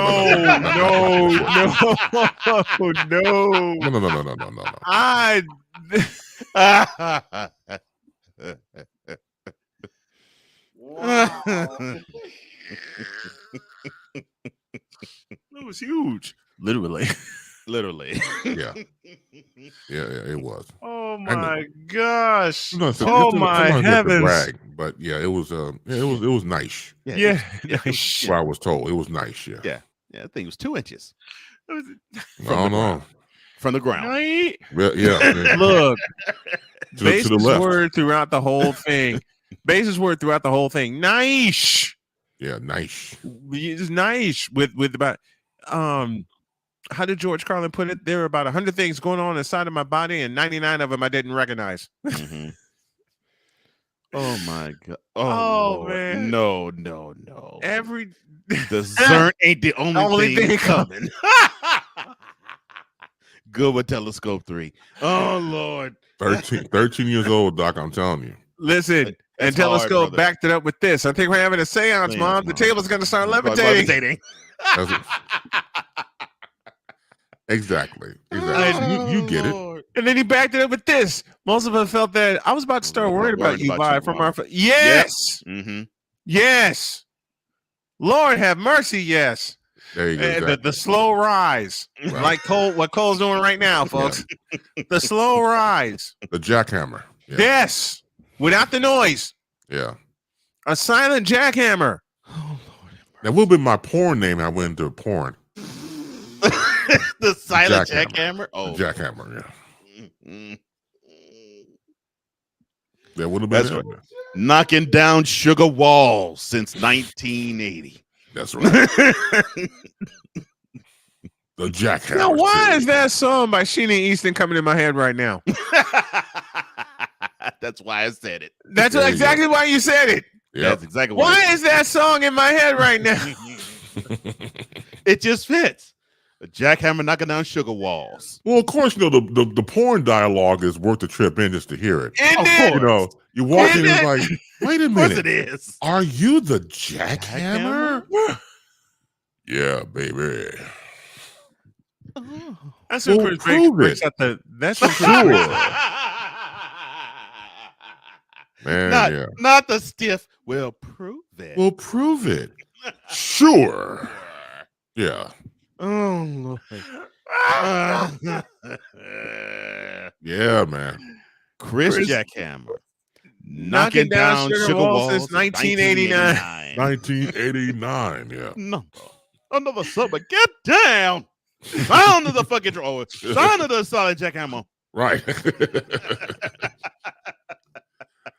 See, that's it exactly. 2 songs by Sheena Easton are in my head right now. You heard the first one. The other one was Strut. See, that's when you. Oh, I haven't heard that song in a minute. When you hear the song, the song Strut, and then you put this comedy piece together with the silent jackhammer. I gotta go back to listen to Strut. I haven't heard Strut in a long time. I found it this morning. Wow. I found it this morning. It's been a while since I heard Sugar Walls too, but wow, Strut. Listen, nice. This is Bass's fault. Knocking down sugar walls. All right. Put this one back. Let me put this one back in again. Chris Jackhammer, knocking down sugar walls since 1989. 1989. Yeah. 19. That'll do it. Oh my gosh. And then he's backs it up with it. Shawn Michaels would be looking at Chris Bass and say, "Man, you killed him there, Jackhammer." And all Bass would say was nice. Oh Lord. That's all he would say. That's so funny. Wow. Oh my gosh. That would have been it. You don't need the listen, this is natural strength. You don't need the extra strength. Lexington Steele would have been out of work. Well, I wouldn't put anybody out of work now. We all got to get paid here. So, we're just contemporaries. See, Lord. Why did porn name would be Jackhammer? That's priceless. Yeah. Oh my gosh. And we gotta go. Oh my gosh. Chris Bass joining us as he does every Friday at the bottom of hour 2. Mm-hmm. You don't know what's in this man's head. Joe don't. You don't know what's gonna come out of that man's mouth either. Me neither. Oh. But I'm glad. I'm glad too.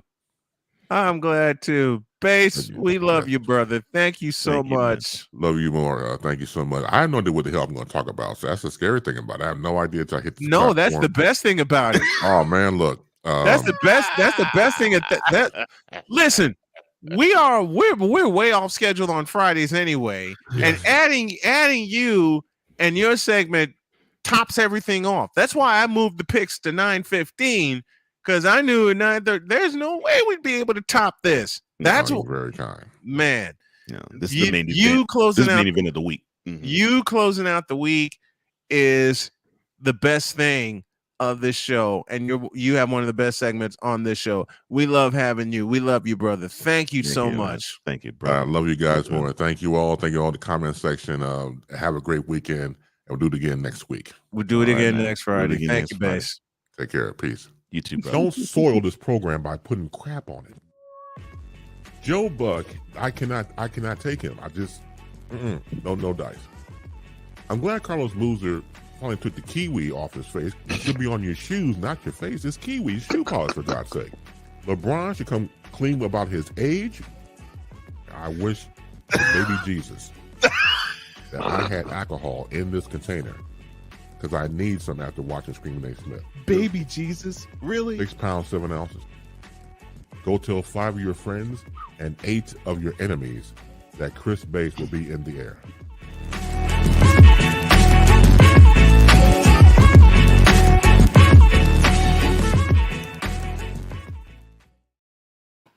What the hell was that? Chris Bass, the king of dry humping. The king. I'm surprised you didn't walk out after that line. I was too weak to walk in that. That's why you heard me moan. I was just, oh Lord. Oh wow. That is how you close the week. And he set it up beautifully because I was not believing he was going to go there. And then bam! I'm like, wow. And everything went downstairs after that. Oh, yeah. It did. It spiraled down. Oh man. Andrew had a question for me.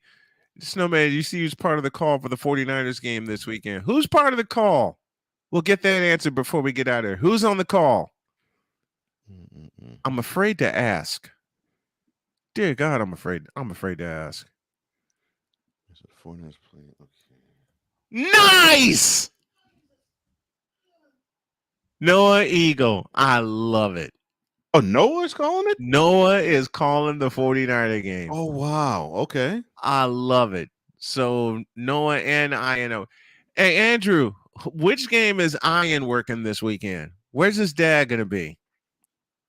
All Sports. What's going on, fellas? Great show as always. Sharing this. Thank you so much. What's up, All Sports? If you haven't subscribed to the channel, please do. And if you can, where's that? Before we get out of here, drop us a couple cash apps so we can continue to do what we do and love what we do. All right, time for our call of the day to wrap things up, presented by Cricket Wireless, the official wireless carrier of Snowman in the Morning, as well as the SDM Sports Radio Network. We go to Houston, we go to KMBE, and we go to Robert Ford. Alvarez punishes one deep to left field. Kiss it goodbye.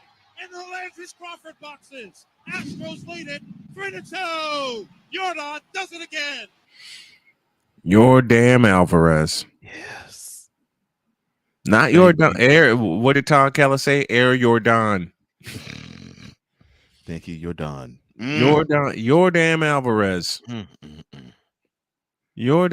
Andrew says Giants. Okay, so he's doing the Noah Eagles calling the 49ers Giants game. So he's doing the Ravens Giants. Noah Eagles calling the 49ers game. I must find it. Wow. And I love Iron Eagle. Yeah, Iron's awesome. His son has every bit of his ability.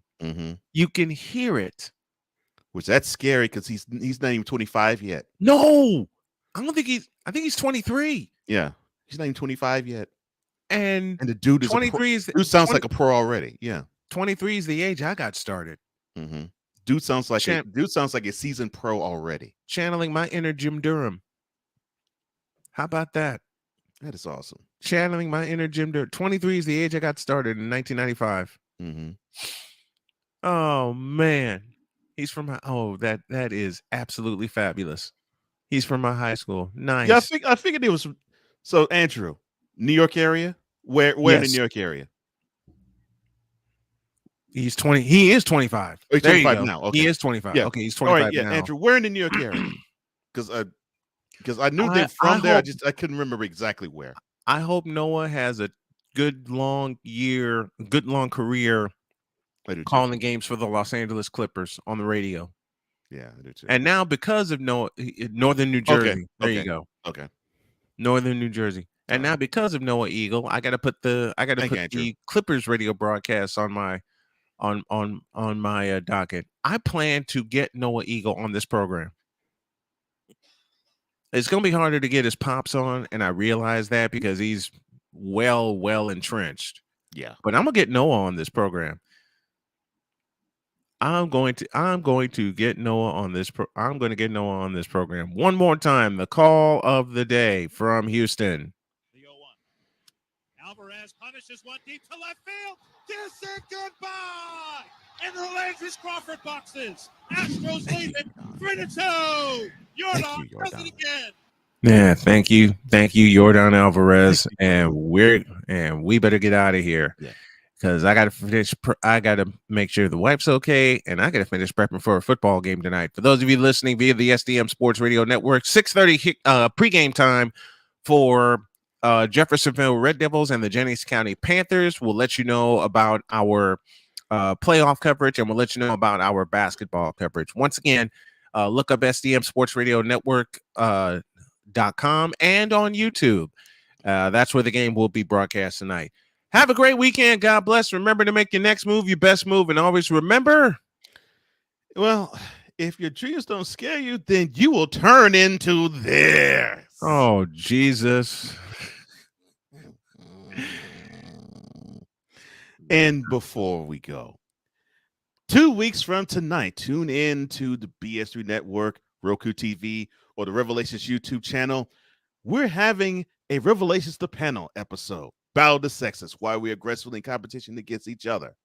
Wise will be one of the panelists. So one of our own is going to join me as I moderate this particular conversation. Friday, 8 p.m. Eastern, 7 p.m. Central on October 28th. Hold on to your ears. Hold on to your ears. Yeah. Oh, and by the way, let's add this one. LeBron James is trash as a basketball player. Wow. I will say that one more time. You said it so easily. I've been saying it for 20 years. It just came fluidly out of your mouth, like it just flowed like waters of the of a fall, just dropping off a cliff. Oh, you mean this sentence right here? Quote. LeBron James as a basketball player is pure, unadulterated trash and has been for 20 years. Close quote. Boy, the backlash I got when I said that aloud, and that was before I went into surgery. Oh, I know you enjoyed it. Oh, hell yeah. Hell yeah, I enjoyed it. Just like you enjoy doing this one. Oh, yes. The utter blasphemy. Giannis losing by 30 in the game 7 in KD and swept the first round and they beat choking in front of home crowd and 7 carried to a conference finals and finals MVP. All playoffs long and Jokic getting bounced in the first round because it's all about this for broad sexuals. Ladies and gentlemen, LeBron James is still the best basketball player in the world. You're a stupid dumbass. Cocaine's a hell of a drug. Bitch, are you for real? You for real?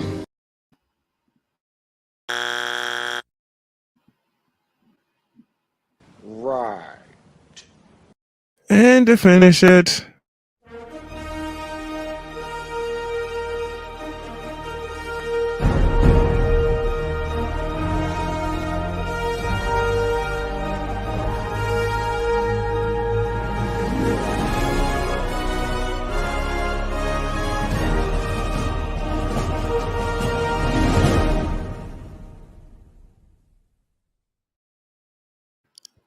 that is how we close up shop.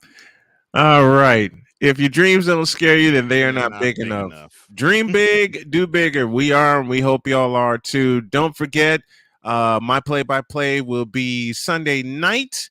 I may add a Sunday afternoon game. Depends on what's going on here at the house. Got to make sure the wife gets well. But I will be on the air tonight via the SDM Sports Radio Network, 6:30 Eastern Time with the pregame. We're out of here. See you Monday. Hey.